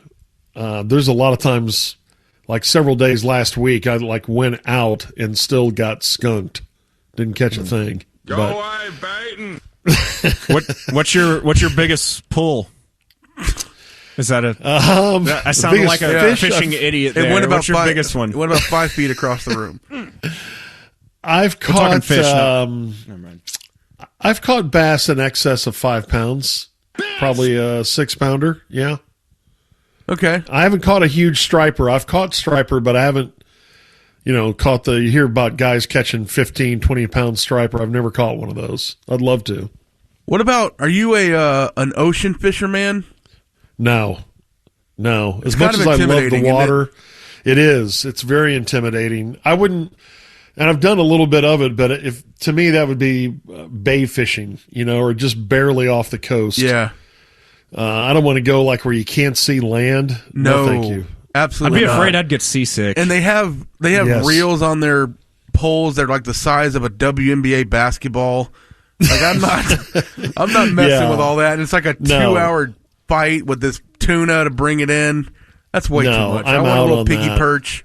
I'm willing to put a piggy perch. Jimmy Johnson looks like he's got a great setup, but even there, like if Jimmy invited me to fish, I don't know if I'd go or not. Really? Yeah, because I heard. Well, didn't Jason Garrett get sick on his boat? Boy, because I think he goes way out there. He's got a couple of engines in case one goes out. So I think he goes way out there, and I think I'd get sick. Who would be the celebrity? Let's say it could be whoever. They invite you to go deep sea fishing, but there's a 100% chance you get seasick. Who would you say yes to? But you would fight through it. Casey Musgraves? It's a short list. Jordan. Casey Musgraves and Jordan Spieth. Yeah. Yeah. Maybe The Edge. The Edge, yeah. Anybody in U2, I would go with them. And Casey Musgraves, she'd take care of you. Deep sea fishing with Casey Musgraves. She seems sweet. She would pull up your hair, she's really get you some nice. water. Although I think you might get upset if you saw her hike it over the side and start chumming the water. That's fine. You do what you got to do when you're out on the high seas. That's fine. So if there's we get stuck out there. There's one thing I know about George. He loves animal videos. Yes, And he does. in the break, I was sent a video by Justin, and he said, I sent this to Jub also. So I think we need some live play-by-play. I haven't watched let me it yet. find it. Oh, it looks like there's a monkey. It combined I'll retweet this real two quick. of our interests, at least At George Cinco and de Mayo. myself, Retweet. because the video involves chimpanzees and missing legs. Oh. I don't know that What audio. zoo is this? Do you know? I don't know. You know It's just a random video on the internet. But there's a guy that is missing a leg. TBD on how he lost it. But he goes up to some chimpanzee enclosure, holds it up for them to look at, and they cannot handle it. They're like, this guy is just from outer space. Yeah, What is going on? He is from the year 3000. And the monkeys start calling their friends. Hey, Roger. Roger, come over here. Check this out, man. This guy's I've never seen this, bro. Remember that show, The Bionic Man? That we got him right here. Yeah, for some reason he came here to look at us. It's awesome. I love That it. is amazing. I don't know And what then it it looks is. like it kind of ticked him off too, because one of them then they couldn't- got all aggressive and everything. One of them got really upset and starts banging on the glass. Like he doesn't like being hoodwinked by this dude with his fake leg in there. He's like, look, dude. He's like, get that out of if here. You're missing that thing. You need to be crawling here or whatever. Don't. You're not playing God. And one of them's watching from the tree like 20 yards away, and he's looking at it, but he's like, no, I'm not going to get that close. That dude's to it. I'm not going anywhere near that. You guys have fun with it. I'm way too stoned for that. I can't go and over if you look too at their monkey enclosure or their monkey playroom, their monkey house. What a mess that! Look at that. Well, they're monkeys everywhere. Yeah, but they are having people over. They could have cleaned up their pigsty a little bit. I mean, there's like toys. There's looks like pizza boxes. Just old Mountain Dew cans thrown in the corner. They need to, every day people are going to come see. Although I feel like if you took me against my will, I probably would not have the. You'd lose all your pride, and self-esteem, and you wouldn't care even anymore. more so than normal. Don't you think that one on the left, kind of the brownish chimp? Don't you think in the Larry Allen hypothetical that he could take Larry Allen? Like if they had to nominate one of their pack, they pick him. So reset Well, this is an old Muser argument, right? Could Larry Allen take our thing was, are chimps so much stronger than their own weight? Could they whip? And the old one, we've been talking about this so long that it was when Larry Allen was still playing, I think, when we first came up with it. And could a chimp, you put him in a ring or just put him in a backyard, who would win? Put him on the edge. He has to. Yeah, they do the Oklahoma drill. You could dress him up as a pass rusher, I guess. The monkeys from the video, I think they take any of us easy, but we're not Larry Allen. I don't think they're taking Larry Allen. Not one of them. Well, Gordo and I have always just made the point they don't have rules, and they would just, whoever they're fighting, they're just going to like rip their nose off, and they're immediately going to rip your nuts off and make you try to eat them. Is Larry Allen in full pads? Like, can he have a helmet and a face mask and put a visor on it so they can't get to his eyes easily? Right. He has the bar down the middle. So I think Larry Allen would just pick him up and throw him. Yeah, even with that, I think I still bet on the chimp. I think he rips off the helmet. You talking about an illegal face mask. You think he cares about getting a face masking call? Yeah, he would definitely. Yeah, then Larry tries to chop block him. Yeah. I don't know. It's just the one thing we don't know, though, is what kind of stamina do chimps have? That I don't know. I'm assuming they could fight longer than an average NFL lineman. Because do you think that Larry Allen could successfully bear hug that chimp to where he's essentially immobile? No. Put it to sleep? No, I think he would. I think the chimp would get its way out. Yeah, I mean they are so. Look at that. Yeah, look at those biceps on that big one. Yeah, well, that one's been doing a lot of curls recently. I think that's all they've been doing in there is eating pizza and working out, working it off. I think we need to tell Larry Allen what the chimp's game plan is going to be, so that maybe he can reverse the whip and immediately rip the chimpanzee's nuts off, and then now it's a level playing field. He needs to watch some tape on the chimps first. Right? Yeah. You would have to watch some tape. But even then, I mean, okay, so you want to make the chimp mad now? You want to do that? No. Yeah. Well, I'm glad I always go with the chimp. I'm glad we as humans have decided that if this ever does come to pass, we nominated Larry Allen. He's our guy. Because I don't want to have to find out. He's our champion. Right. He's the one that gets to F around and find out. Yeah. Oh, fun times, George. Fun times. The best. There he is. Boys. Thank you, George. Yeah, we'll man. talk again next See you week. guys. Yeah. Okay. Oh, I love Jub. Oh, there he goes. Just so Jub. You could have him on once a day. All right, it's 250 on the sweet spot. Why Today Doesn't Suck is next. Once again, The Ticket presents Why Today Doesn't Suck. Dude, you suck. And now, here are your hosts, and David Mino. I don't like. It's the sweet spot, and we're just looking at the pictures of Corby and Jerry Rice at the Super Bowl. Jerry Rice just leaned over. He's like, "Oh, it's okay, buddy." I was in a wheelchair for a legitimate reason. I were. had torn my meniscus and I could not walk. And then a couple days later, you were out of the wheelchair, and he just sees you playing pickup basketball. Right. Kind of guy can dunk. That was terrible for you. Just talk to him. Special thanks to Matt Duchesne today, and at 2:59, it's Hambone. Thank you, Bino. Eatsy's Market and Bakery and GimmeTheVin.com brings you Stink Bait. I would also like to thank George. Gosh, there's multiple pictures. Isn't it? Just search Corby Jerry Rice. There's like different angles. Isn't it nice the power of that chair, Corby? Yeah. How you can have people just eating out of the palm of your hand. Get over here. Because like anytime they see you in that chair, they think you're within like 72 hours of death. Right. He's in a wheelchair. So they're like, look, this may be the last interview this guy ever gives. Not everybody is in a wheelchair, Mino. If there's some human being that has the interview of me and Jerry Rice, I would really appreciate that. But coughing through it. It seems like it's gone forever. It's lost in the internet ether. Do you ever think about it? You actually played him Jerry, to have throw you it ever around thought about offense? if you were to throw it around offense? Tell me about Rathman. Did you ever get mad at Waters for getting the ball so much? God, yeah, look at all the media standing around us at one point. They just move. And I was in the back going, Jerry, Jerry.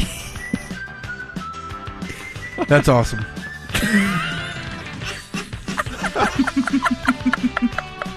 Such a Make-A-Wish kid.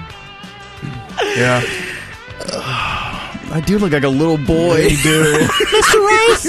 I was like 40. Mr. Rice, can I have a few words? And you're wearing like house slippers too.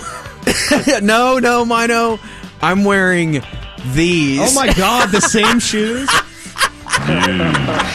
Same shoes. I got Chris Connolly standing off to the side, just ready to shoot your My Wish package to meet Jerry Rice. Why is my wheelchair so low? They gave me one at the media center.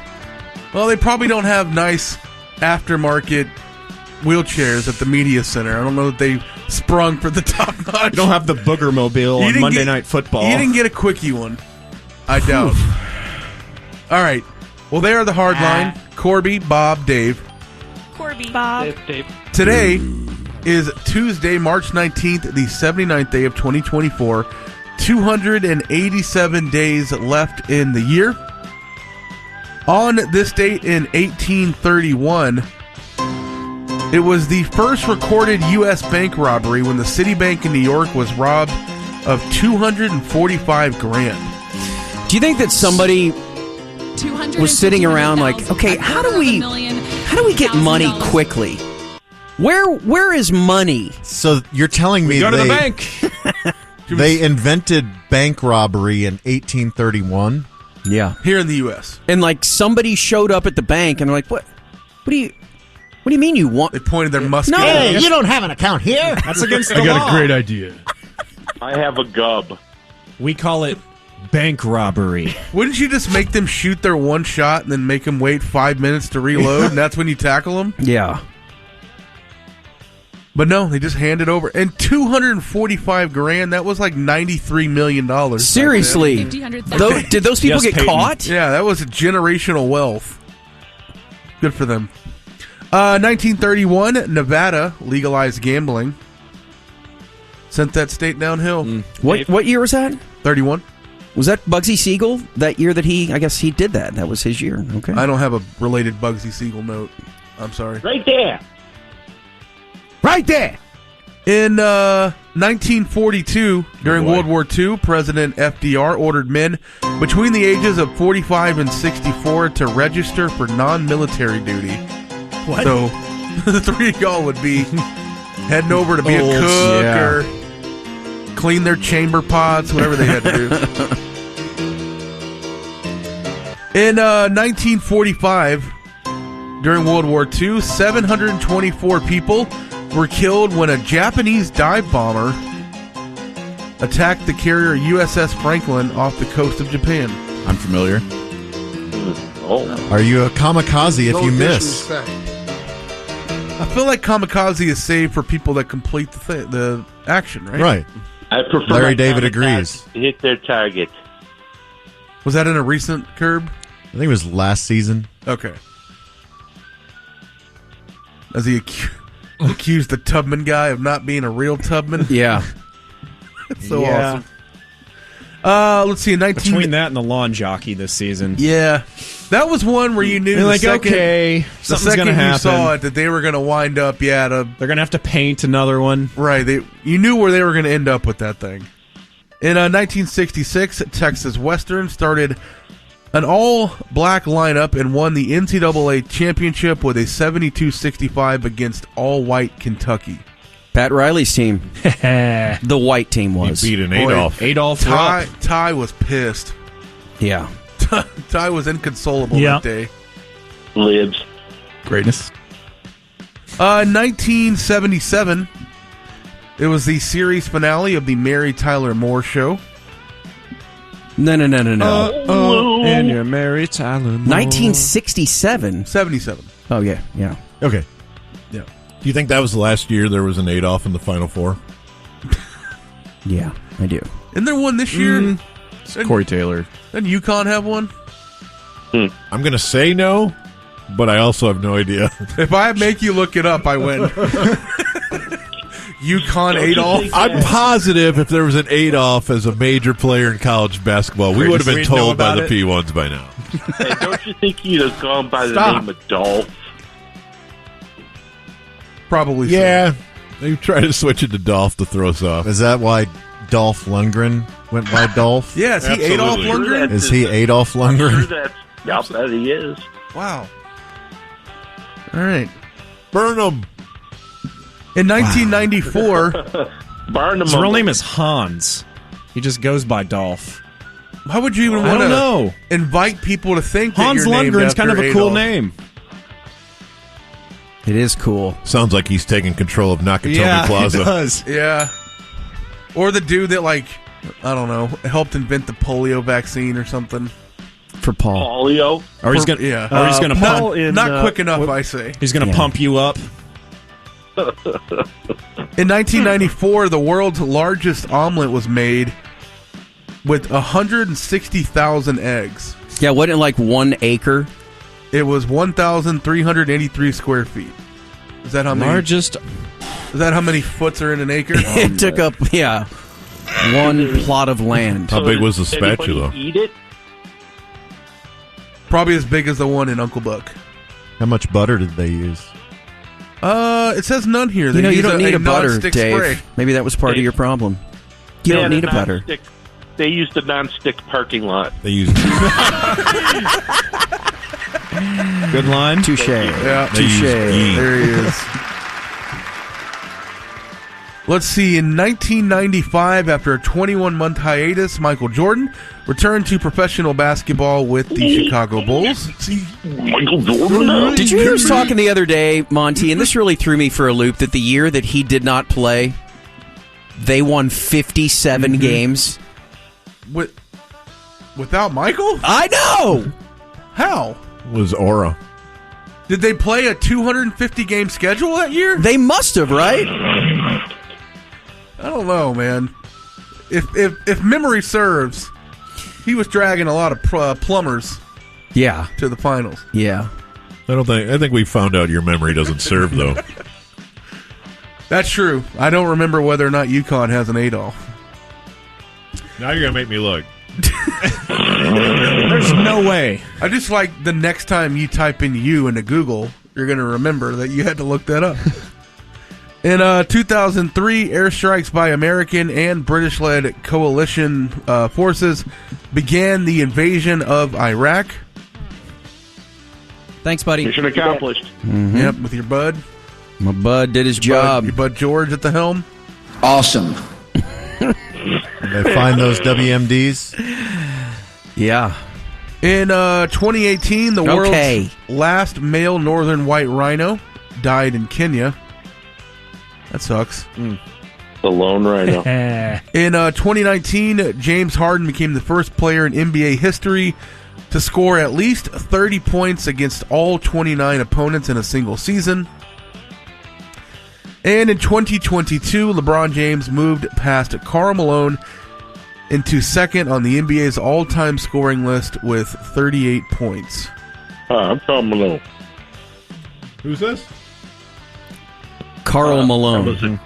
The He's known as the mailman. He was a player in the 90s, Bob. You didn't hear the 8th grader in the background? Yeah. Way to go! So, high school girls, huh? Groom me harder! Yep. Oh, hey. Dave. How old was... 14, right? Like something somewhere around really, there. really horrible. Yeah. And didn't his son like the tackle for the Bills or something? That was the kid. Yeah. He played for the Cowboys. Yeah, he was in training camp. What was his name? 6th grade. Randy White. Cole Beasley. Yeah. White. She was 13 at the time. God, Oh, dude. Hey, DJ. Hey, Deej. I thought that was a drop. We need, was we that need a drop? more of him in the segment. Hunting grade Ray Guy died this morning. Yeah, we know that already. We've engaged Deej. He's wearing a hat today, too. It's wild. Throws me off.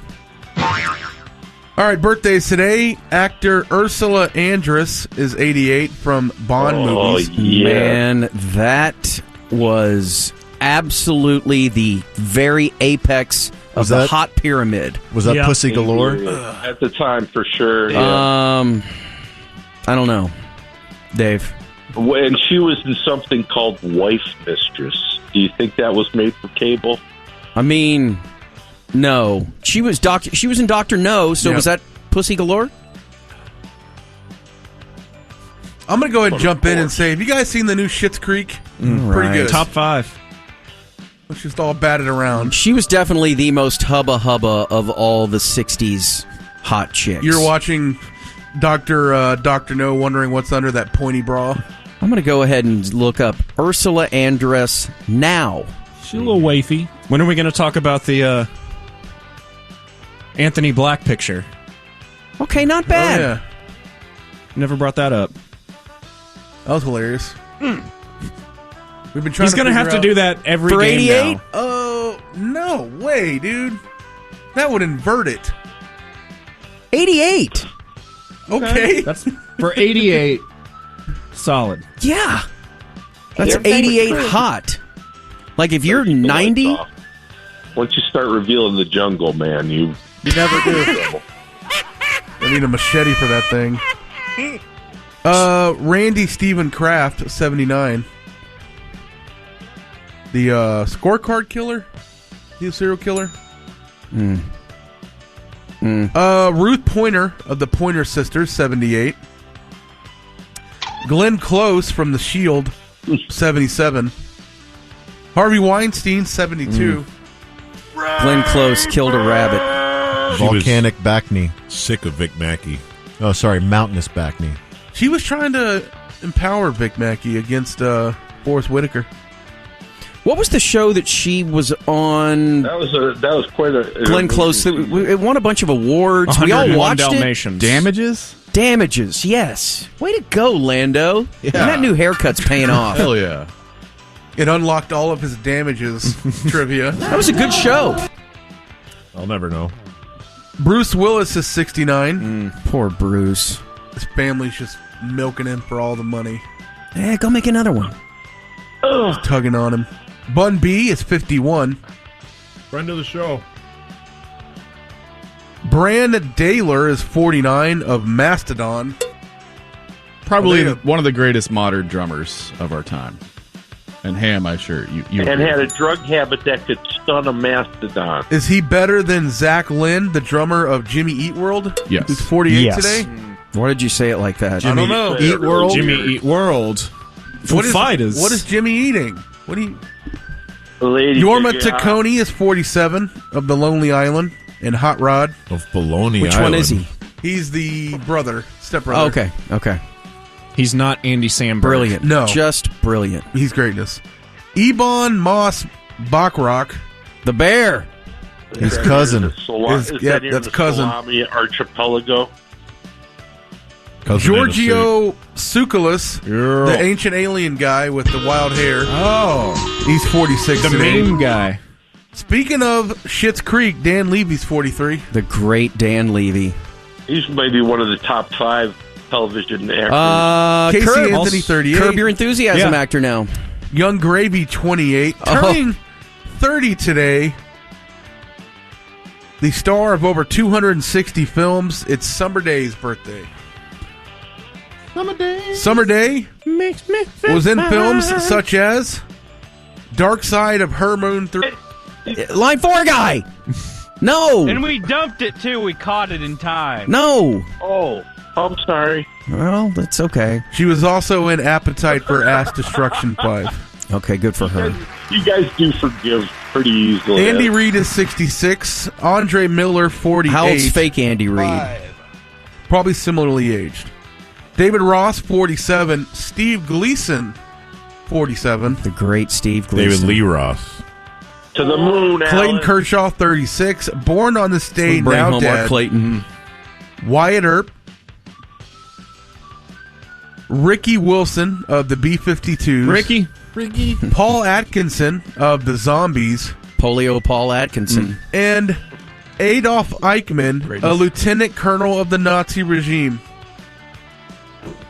He likes to be Second called famous Wow. Adolf. Yeah. He also plays for UConn. And, yeah, that's who he was named after. Not Hitler. Sixth man. It was after Eichmann. 3. And down the stage, still dead, Jeff Ward, drummer of Nine Inch Nails.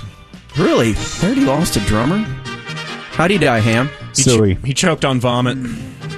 Wasn't his vomit. It's too bad. He went out to Rod Stewart. Shut it down! Let's go! Bye, DJ. Bye, Mino. Broadcasting live from the TX. We have no stated guest on today, but we do have a Bob's World that I'm looking forward to because it was a challenge issued to you by a child. Dad, you're going to freak out when you see this. Potentially But it was, yeah. a child with a mustache these days, or working on one. Mm-hmm. Intentional? Like, yeah, won't shave it? It's tough to say, right? Does he shave? Yeah, periodically, but it's. I think he's committed to it, and he's also got an Oklahoma mullet these days, sort of. Yeah. I can't control these kids anymore. No, you really can't. I think we do have a guest today.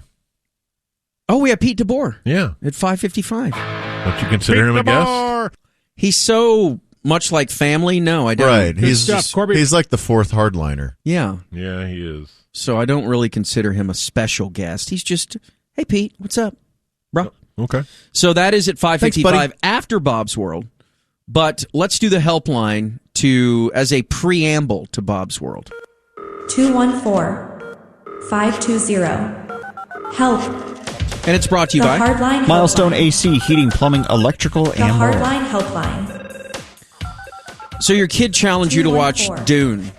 520. All 5 hours of it. And Dune 2, Electric Boogaloo, The Hardline which Helpline. you did. And we were talking about this commitment that you made late last week. And I know so very little about this world, about this franchise, about any of it. And it's just like any other sci-fi type thing, whether it's this or Star Wars or Harry Potter. People are overly obsessed with the origins of it. Yeah, people pick their teams and then they get obsessed with the one that they choose to follow. Right. And I'm not going to fault anybody for it. It's your jam. It's what you like. It's what you're into. All that good stuff. I certainly did not know, though, that Dune was so steeped in book. Hey, Hardline. I was listening to Bob talk about Dune. I'm currently reading the book, and these first two movies are just book one. So if there is a third, it'll be the second book, Dune Messiah. And there's 6 total books, I believe. Thank you. Yeah, and evidently they're extremely long. Yeah, and they're 1960s written.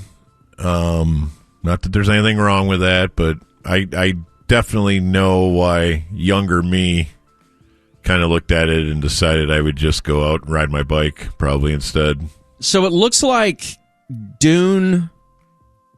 Is the first book just called the Dune Chronicles? I think that's right. Well, no, I think it's actually just called Dune, right? Just Dune, okay. The whole series is called the Dune Chronicles? Frank Herbert or A. Bear. So I guess depending on the size of your book is the amount of pages, but if it's just a paperback, it looks like it's 896 pages. And then he wrote 5 sequels. Oh, my God. Dune Messiah, Children of Dune, God Emperor of Dune, Heretics of Dune, and Chapter House Dune. That seems to take lots of time. And died in 1986. So he saw the making of the first Dune, right? Yeah, that was 84? the David Lynch 82? Dune. It's a lot of books about sand. Which I did. Man. I believe I've rented or streamed the David Lynch Dune before the first Dune came out because I wanted to see that first. I'm a bit it's intrigued. So bad. Is it really? It's just okay. Well, I mean, I because at least it's thought to myself, maybe I'd like to go back and try that one. It's 1984 and it looks every bit of it. Yeah. And what's funny is some 1984 is okay. Not this. Isn't that weird, though? But you think about 1984, 1985. 1985 was Back to the Future. Yeah. Which holds up 9 million %, even from an FX standpoint. I mean, it's a little hokey, but still, it holds up. Things like War Games, that was 1984. That holds up. What's funny about it, though, and I think I said this last week, it came out after Return of the Jedi. So we had Star Wars, Empire, and Return of the Jedi. And so anything with a space, whole new science fiction universe felt like a complete ripoff. And so many of us dorks just turned on it on principle, only to now find out that Dune actually had their story first, and Star Wars is largely accused of kind of ripping off a lot of Dune's bits. And that's what we have here? Yeah, I'm sorry. That's call number 2. No, okay. Perfect setup. Okay. Hey, Hardline. It's interesting that Bob compared Dune to Star Wars a little bit because the author of Dune, Frank Herbert, actually thinks that Star Wars stole a lot of its ideas from Dune since his book came out before Star Wars the movie did. There's an interview out there, I believe, about him talking about it if you're interested. Now, the dates are somewhat convincing. Now, Dune seems to steal half of its stuff from other tales that have been told all the way to the Bible. So I mean, you can right. Is any idea super original? I don't know. You can find things everywhere. Well, and I don't know if you've ever watched the making of Star Wars, the documentary, but I don't think I've ever got to that. I mean to. It came in the box set when they re-released the original trilogy on DVD. And there's a lot in there about how George Lucas stole a lot of his ideas. It didn't reference Dune, I don't think, but the Seven Samurai, early Japanese film, and also Tarantino inspirations. Yes. Also a lot of like the early radio and TV serials. The Westerns. The Westerns. Yeah. And spaghetti westerns. Mm-hmm. And so there's a lot of influences that he kind of threw together to make this mythology. But oppressed people, a young man rises up to save them. But I'm sure, because Dune is about a messiah who's leading the people who are oppressed. Right. What's that thing they wear in their nose? It's to help them breathe in sand. See? Yeah. More sand. There's lots of sand. Well, imagine getting sand in your nose. I mean, that doesn't sound fun, why does couldn't it? they base that like in the forest? Well, they could have, but they didn't. Yeah, then it would have been Endor. It would be called Leaves. More on this at 5:30. If you are a fan of the movie series, allow the Hardline to completely butcher it. Well, no, only me, because these other two guys have never even seen it. Well, I have a newborn, so that doesn't really. No, I'm not talking down to you. I'm just simply saying this is a very rare opportunity for me to tell you guys about something out there that you might actually enjoy. Do you think Wells would make it all 2.5 hours of Dune? Boy, he would just be tucked in and just. Can you imagine though, like how silent the movie is? Let's say there's no previews, no anything, and he's in one of those Dolby theaters that just. When the sound just starts exploding, how he would just freak out. We did go see it in IMAX, and I will also say, For the first time in ever, I didn't come close to dozing at a movie. What is your problem? I don't know. What? Well, it's probably because you saw a matinee. It was a 7:00 show. Oh, was it? Yeah. Okay. So no matter the movie, you will tend to fall asleep. Well, they're recliners now, and they're just so comfy. It's such a dad. Just, pathetic. Don't let me be in a recliner. Make me stand. All right. Well, more on that at 5:30. Got all this film to watch, man. Get the Steak Podcast at patreon.com/sportsgreek. And ladies and gentlemen, hi Dave. Well, to follow up on a story that was broken on Sturm Center yesterday, Bruno Mars was reportedly way in over his head in gambling debts. The original report came from News Nation. Never heard of that. Is that a reliable source? I don't know. But they cited an anonymous source that claimed that Bruno Mars had racked up over $50 million in gambling debts at the MGM casino. That Mars allegedly had made $90 million a year through his residencies at MGM, but was using most of that to pay off his gambling debt, that he would only make about $1.5 million per night because MGM basically owns him. Wow. Yeah, he was only making 1.5 a night. This sounds like such old school Vegas type stuff, and I wonder if this is true, which I don't discount it at all. Like we were saying last night, the stories that we heard about John Daly and Charles Barkley and Phil Mickelson, before they actually were corroborated, they were just kind of loose rumors out there, and we're like, what? No way. $100 million for Charles Barkley? And they were all ended up being true. So I wonder if the casino, if they have somebody, they're like, look, the only way we're really going to get this money is if we make this public. Well, MGM has come out in support of Bruno Mars. They say that the allegations are completely false. They say in a statement that MGM and Bruno's partnership is long-standing and rooted in mutual respect. Any speculation otherwise is completely false. He has no debt with MGM. Together, we're excited to continue creating unforgettable experiences for our guests. Okay. So they're evidently deep partners because not only has he done residencies since 2016, but they also partnered on a cocktail bar in the Bellagio called Pinky Ring that is curated and kind of inspired by Bruno Mars. I don't want Bruno Mars to be a gambling addict. I like him. Do you think a residency is good for those who maybe have a weakness? Maybe pulled in by the tractor beam? Man, especially if you're making that kind of coin. You're like, I'm going to make another 1.5 tomorrow night. Right. I can put 50 grand, 500 grand on this game.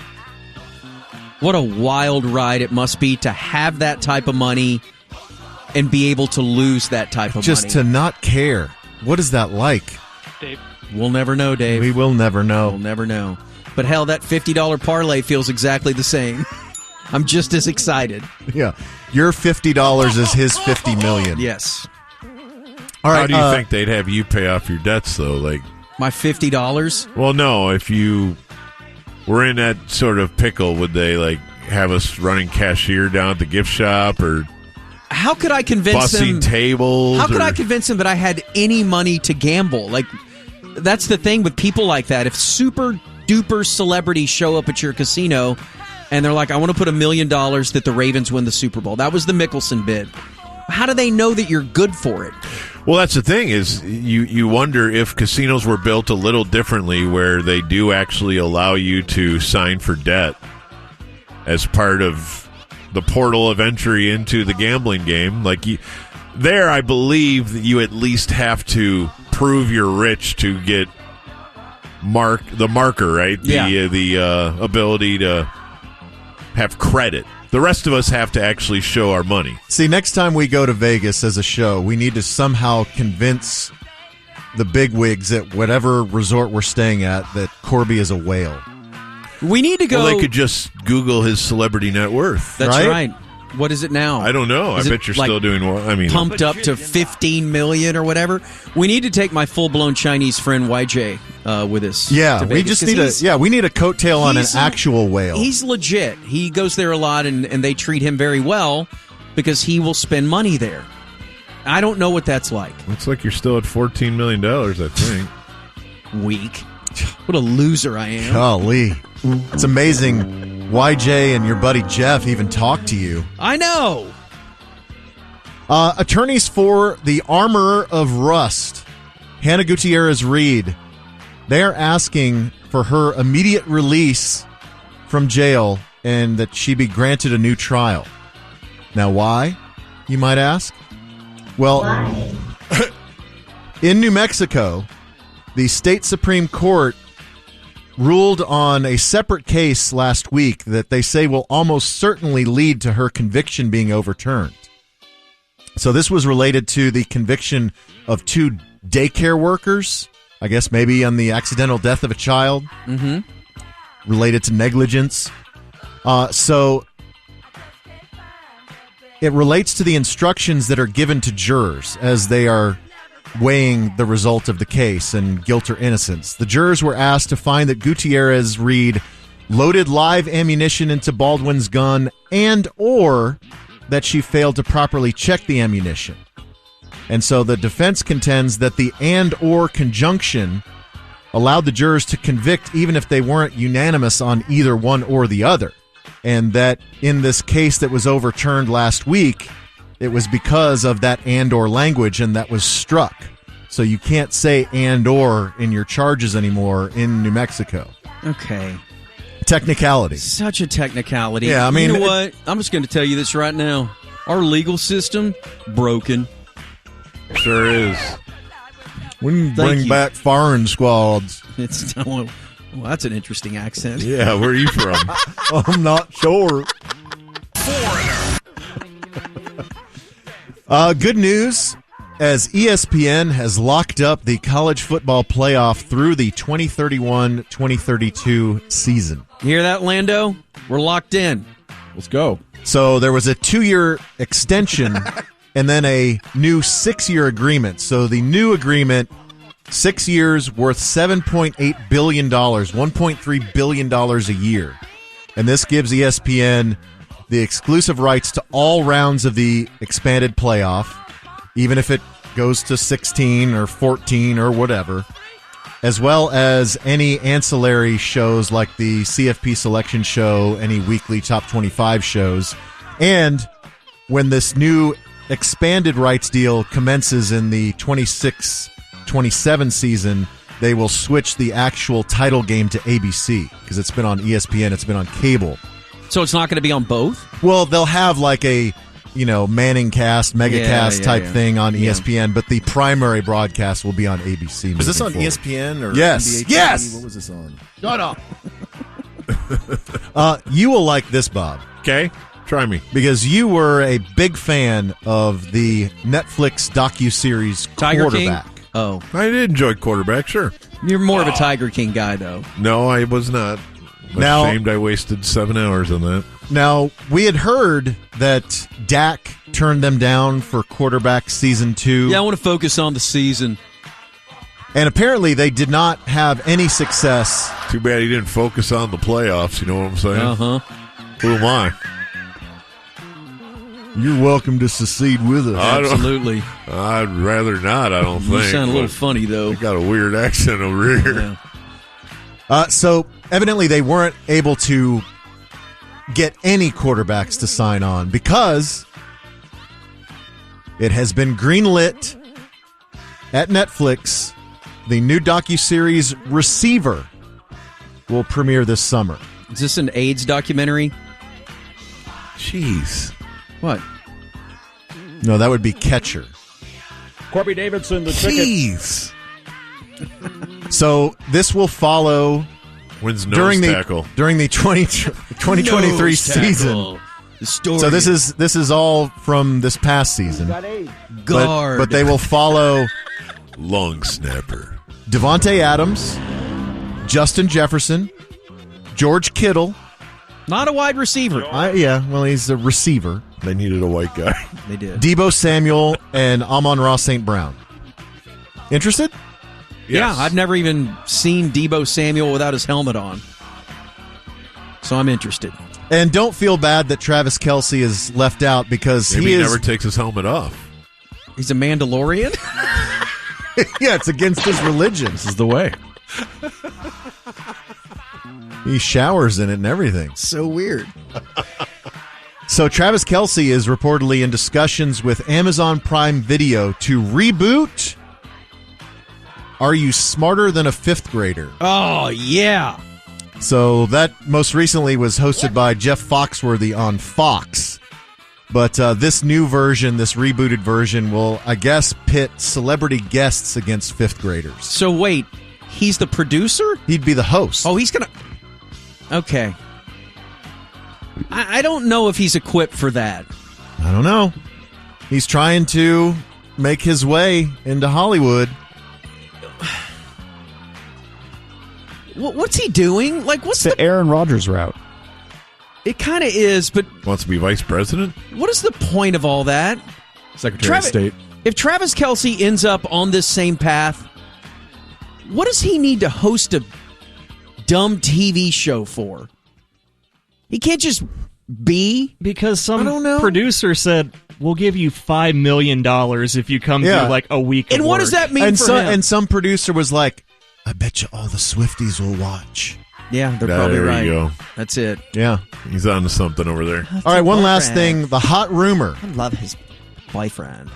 The hot rumor that was started by British tabloid The Sun is that Aaron Taylor Johnson is going to be the next James Bond. You know him? I do not, Killer. He is the James. star of Kick-Ass, but you, Bob, may know him as Tangerine from Bullet Train. Oh, wow. The white brother That's of right. the two brothers. Wait, give me his name again? Aaron Taylor Johnson. So not Paperboy. No. He will show his penis. Let's see. So Eon Productions, which is the producer of James Bond, has declined to comment, but evidently The Sun says he's been offered the job formally, and is going to sign in the next few days. Looks like he works out. Yeah, he's a hot dude. He would be a good Bond. Now the other name that has been bandied about as of late is Cillian Murphy. Yeah, he doesn't need that. What happened to Idris Elba? Right, Idris Elba was the hot name forever. He's too old. I think they want somebody that's younger that can do the role But for Bond- at least a dozen years or so. Bond is supposed to be worldly and advanced. Like, he's supposed to be 42. Right? That's what I always thought of when I thought of all the Bond guys. They were never 25, like, hey, bro, what's up? I'm James Bond. They were a little more distinguished. So he's in Dude Perfect? Yeah. They had lived life, right? They were seasoned. They were weathered. How old's this guy? I don't know. You're looking him up. Aaron Taylor Johnson, age. Not AIDS. Who's got AIDS? 33. Yeah, perfect. A little Perfect. young. It's like John Daniels being Bond. There's an idea. Yeah, there Okay. is. Well, All right. that's your E-News. That is good E-News, dude. JD. All right, here is Bob. All right. So this is a continuing story. Hispanic girls. Last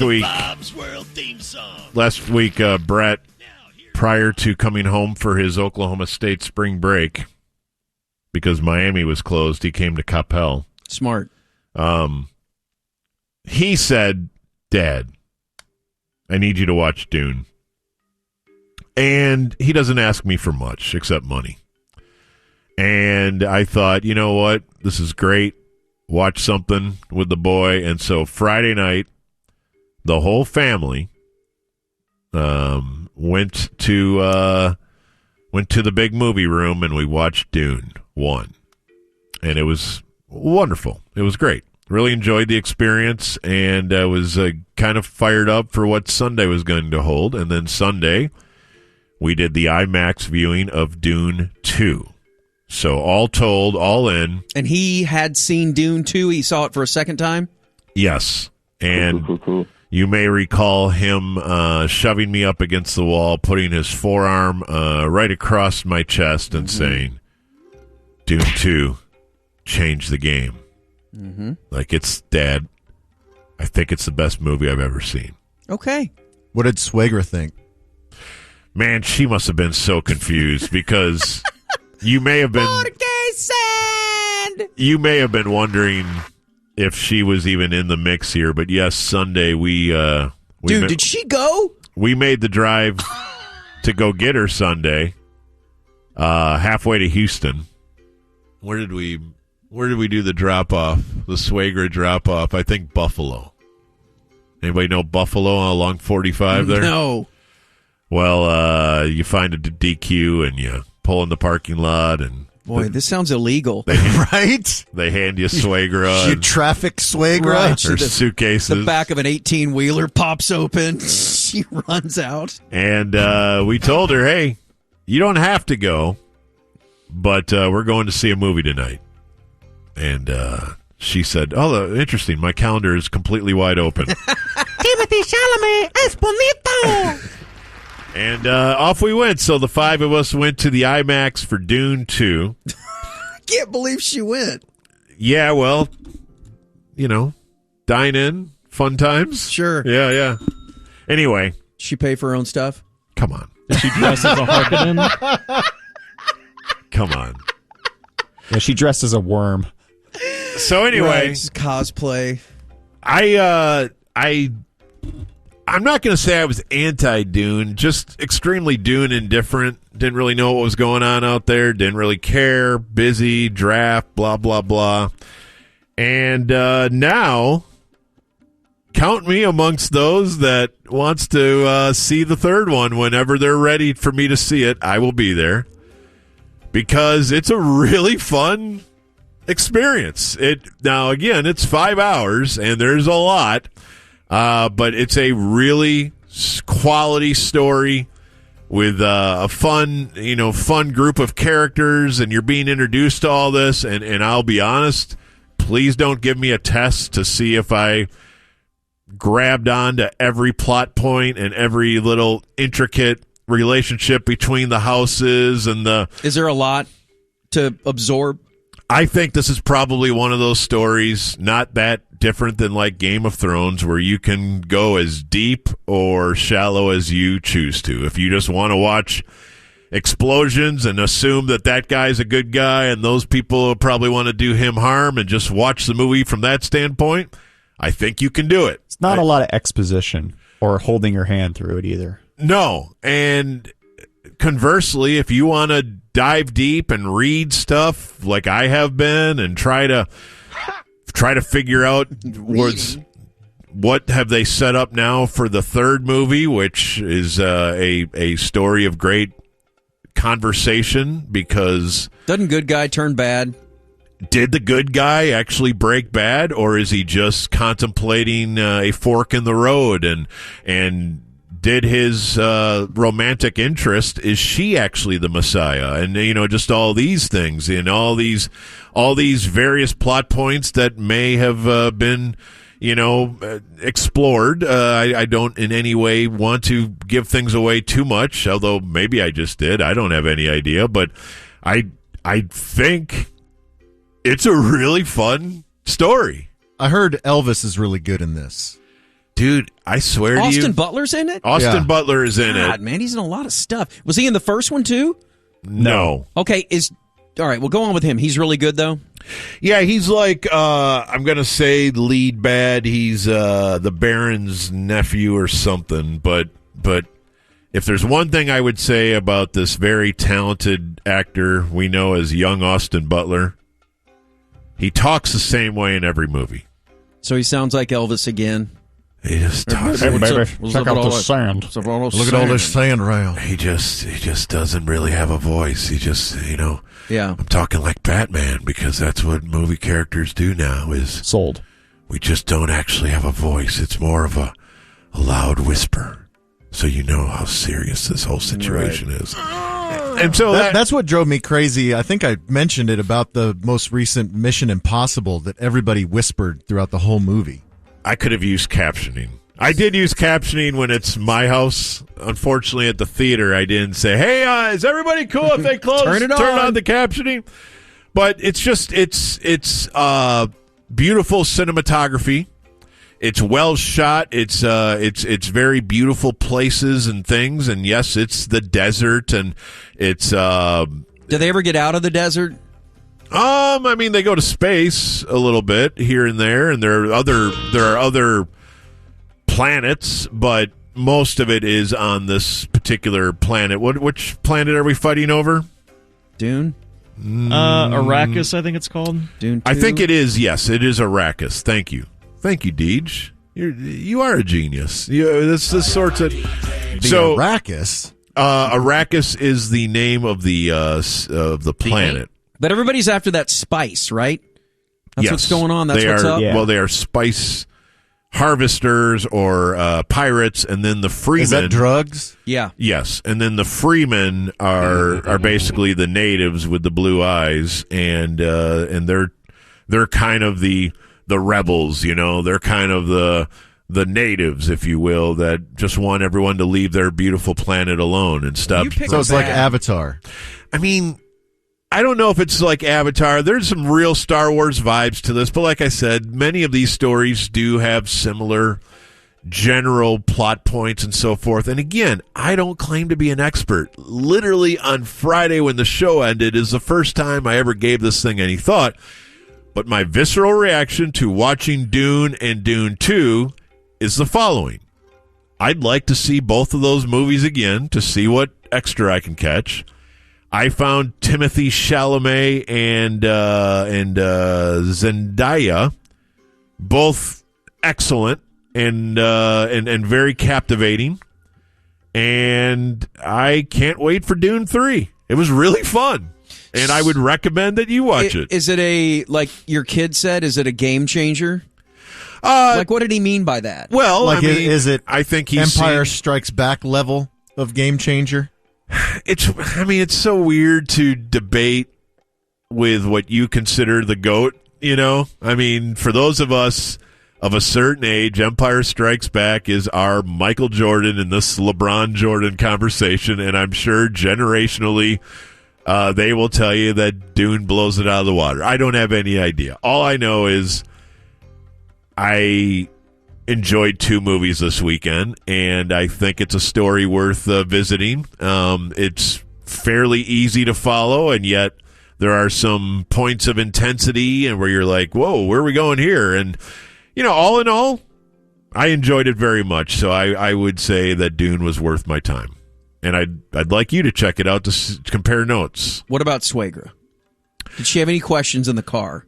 I think she followed along pretty well, and she did not see Dune 1. She had only seen Dune 2. She almost had no warning, and she was probably not super worried about missing a plot point if she goes to the bathroom or runs to concessions. She's probably hot from being in the back of that 18-wheeler for 6 hours, too. No, it was just like so dehydrated. It was like an SUV, actually. Just water.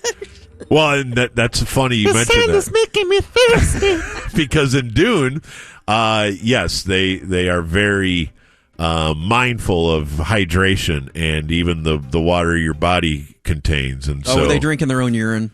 No, but when somebody dies, they will harvest the water to keep the rest of everyone alive. Basically. Squeeze them like an orange? I mean, basically, it looked like that's what's going on. Yeah. Like the suits they wear, takes their sweat and urine and whatnot and repurposes it into water. Is that what goes up their nose? Yeah. It's water stuff. Yeah, I think so. Interesting. Is that where we're headed? I hope so. Yeah, I mean, look. But with Dr. Pepper. I have that, but it's just a catheter that goes into my butt so I can smell my own farts. That's interesting. Keep dreaming big. I don't know that I would ever read the books. What a waste of an apparatus. And what else did I want to tell you? I like Ham's idea, though. Let's just make it all Dr. Pepper based. The second one is way more, I would say, action. Whereas the first one is set up and... Yeah, it's the exposition part. Yes. And the second one, you get to see more sandworm surfing, or whatever we call it. That was pretty sweet. Yeah, I do remember that And we've talked about on E-News that Dune Part 1 had the hybrid release, so it was in theaters and on HBO Max at the same time. And so that's why the box office draw wasn't that great. It only made like $90 million for the entire run. But I do remember as I think I watched it at home, and I remember at the end thinking, man, it's just about to get good. And I was like, I can't wait for the second one to come out because it is like building up to the conflict. Yeah. And then it's kind of like, oh man, we got to wait 2 years now. So are you going to go see this with your kid because she likes Chalamet? I don't. She says she wants to see it, but I don't know that she has the patience for it. I definitely There's lots of action. I definitely want to see it. I think it will hold her. You think so? It's lots of action, and then it's all kind of built around two young romantics. Yes. Love it. Although, honestly, Zendaya definitely seems to think that everything's about her. She has as hot women often do. Yes, she has a steely gaze, and he's over here trying to save the universe and trying to do all this going on. And she has some very judgmental looks at him. Even in sand-based environments, like they're always judging. Like, can't you see I'm a little busy right now? Right. Like, I'm trying to There's win. a giant sandworm that's trying to crawl I got this knife fight. I got this going on. I got my mom is weird now. I got all these weird things going on. This thing in my nose. And you're just looking at me like, why didn't I take out the trash or put the seat back down in the bathroom? Right. It's just like, I'm dealing with some things here. Give Did me a break. you feed the sandworm? Right. Did you recycle your urine? So in closing, Dune and Dune 2, maybe not the greatest movie I've ever seen, but well worth my time and absolutely the best movie I've seen in 2024 in the theater. Okay, first one. All right, good stuff. Dave. Well, days after 1.5 million gallons of raw sewage was dumped into White Rock Lake from Plano, environmental officials are monitoring the lake. No. Dallas city officials say they are going to assess the water quality from the White Rock spillway all the way back up to Frankfurt Road. And also the Texas Commission on Environmental Quality is investigating the spill. I got to tell you, so I'm a water straight out of the faucet guy. Mm-hmm. That's all I drink. This morning, What a after brag. it's really not. It just shows you how low rent I am. That I have a faucet. Made of gold. Must be nice. Sink. And a sink. But I did think about this. Like, is this a doo-doo water? Yeah. It's like Idiocracy. Like, And you drank it anyway? like water, like out of the toilet? Kind of chunky. Ew. Yeah, I drank it. Yeah, I did. So yeah, we talked about how the leak from the water treatment plant in Plano was pumping 500 gallons of sewage a minute, totaling to 1.5 million gallons. But to further put it in perspective, when it finally was the leak was finally stopped on Saturday morning, it had been running for 38 hours. Oh my God. Goodness. How can they not fix that? I don't know. Well, I mean, come on, man. Can't you just somehow turn a lever and it all shuts off? Like, I don't get it. Now, a Plano spokesperson said, from our end, no additional monitoring or cleanup is needed. Of course. It all went south. Yeah. To me. It all went downhill. We're fine. All our doo-doo's gone. I'm telling you, this is an unforgivable sin from a burg like Plano. Something needs to happen to them. A wall? Yeah, Interesting. Yeah, we need a wall.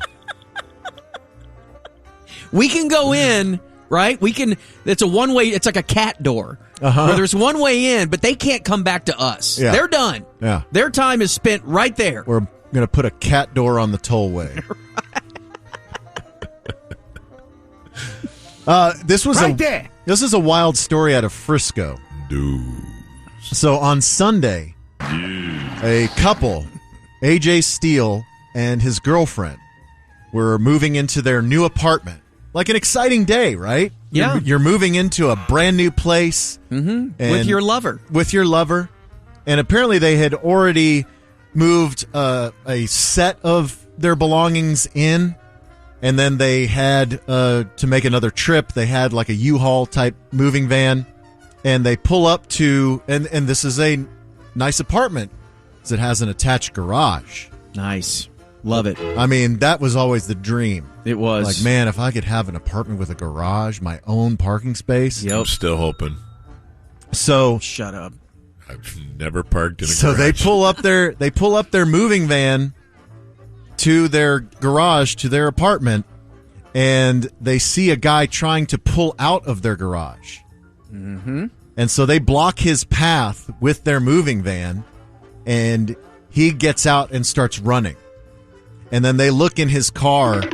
His car is full of their stuff. Oh, no. So he broke in and is just throwing all of their crap that they just moved into his car. So he goes running. And so AJ Just Steele... for a jog? No, like sprinting away. Oh. Escaping. And so they call 911. Frisco police arrive, and 42-year-old Donovan Ray Favors starts shooting at police. Oh, my God. And so officers return fire, and Donovan Ray Favors was hit multiple times and died at the scene. Oh, wow. So his little scam of... Was it worth it? Of robbing this young couple of their belongings ended up with him being murdered by cop. No officers were injured in the shooting. No other injuries were reported. So, I mean, I guess happy ending because only the bad guy got his. He got hit. He got. Good job by Frisco police and when you're in the game like that couple. though, I guess they got all their stuff back. When you're in the game, Bob. Yes, sir. You just got to know that could be the end result. It's in the game. You know what I'm saying? Yeah, I hear you, bro. All right, I teased history in College Station. Mm-hmm. What? How long has it been, Bob? Since because you're Aggie Bob. Distance. No, there's nothing wrong with this. I'll be the judge of that. Do not fall for that. How long has it been since they opened New Kyle Field? Since they expanded it? Well, I mean, the latest renovation was probably just completed maybe 2 years ago, right? Pushing it over 100,000, right? Mm-hmm. I think so. They need. So you need witnesses to see them go 8-4 every year. Hey, it's not the fans' fault. They're not winning a natty. Yay! I saw them beat Mississippi State the day before they fired Jimbo by like 40, and there was like 100,000 people there, 105,000. What else are they going to do down there? But hang a banner for that? Okay, so you have it engineered where you can't win, because if you don't show up, right, you don't Stadium's care. too big. But if What you do do you show up, what else are you going to do? Right. So you need like a water park? Are you going to go tip cows or something like that? Yeah. Well, I'm sorry, Norman, I realize, has so many options. So they've only ever played football at Kyle Field, right? Some years better than others, but sure. Football's in quotes. Well, June 15th, for the first time ever, Kyle Field will host a concert. On the bill, Parker McCollum, Katie Offerman, and your headliner, George Strait. There you go. His only Texas show of the year is going to be at Kyle Field. See, that's a coup. That's why Green Bay needs a dome. Why? Well, to get George Strait and Parker McCollum to come play. You were trying to give them BTS or whatever. Yeah. So the pre-sale will be March 22nd and general public sale March 28th. But yeah, June 15th.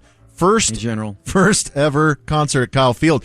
And did you know, Bob, now maybe as a Century Club member you can get preferred tickets to this, the concert isn't the only special event at Kyle Field over the summer, because Kyle Field is also going to stage an international friendly between Mexico and Brazil.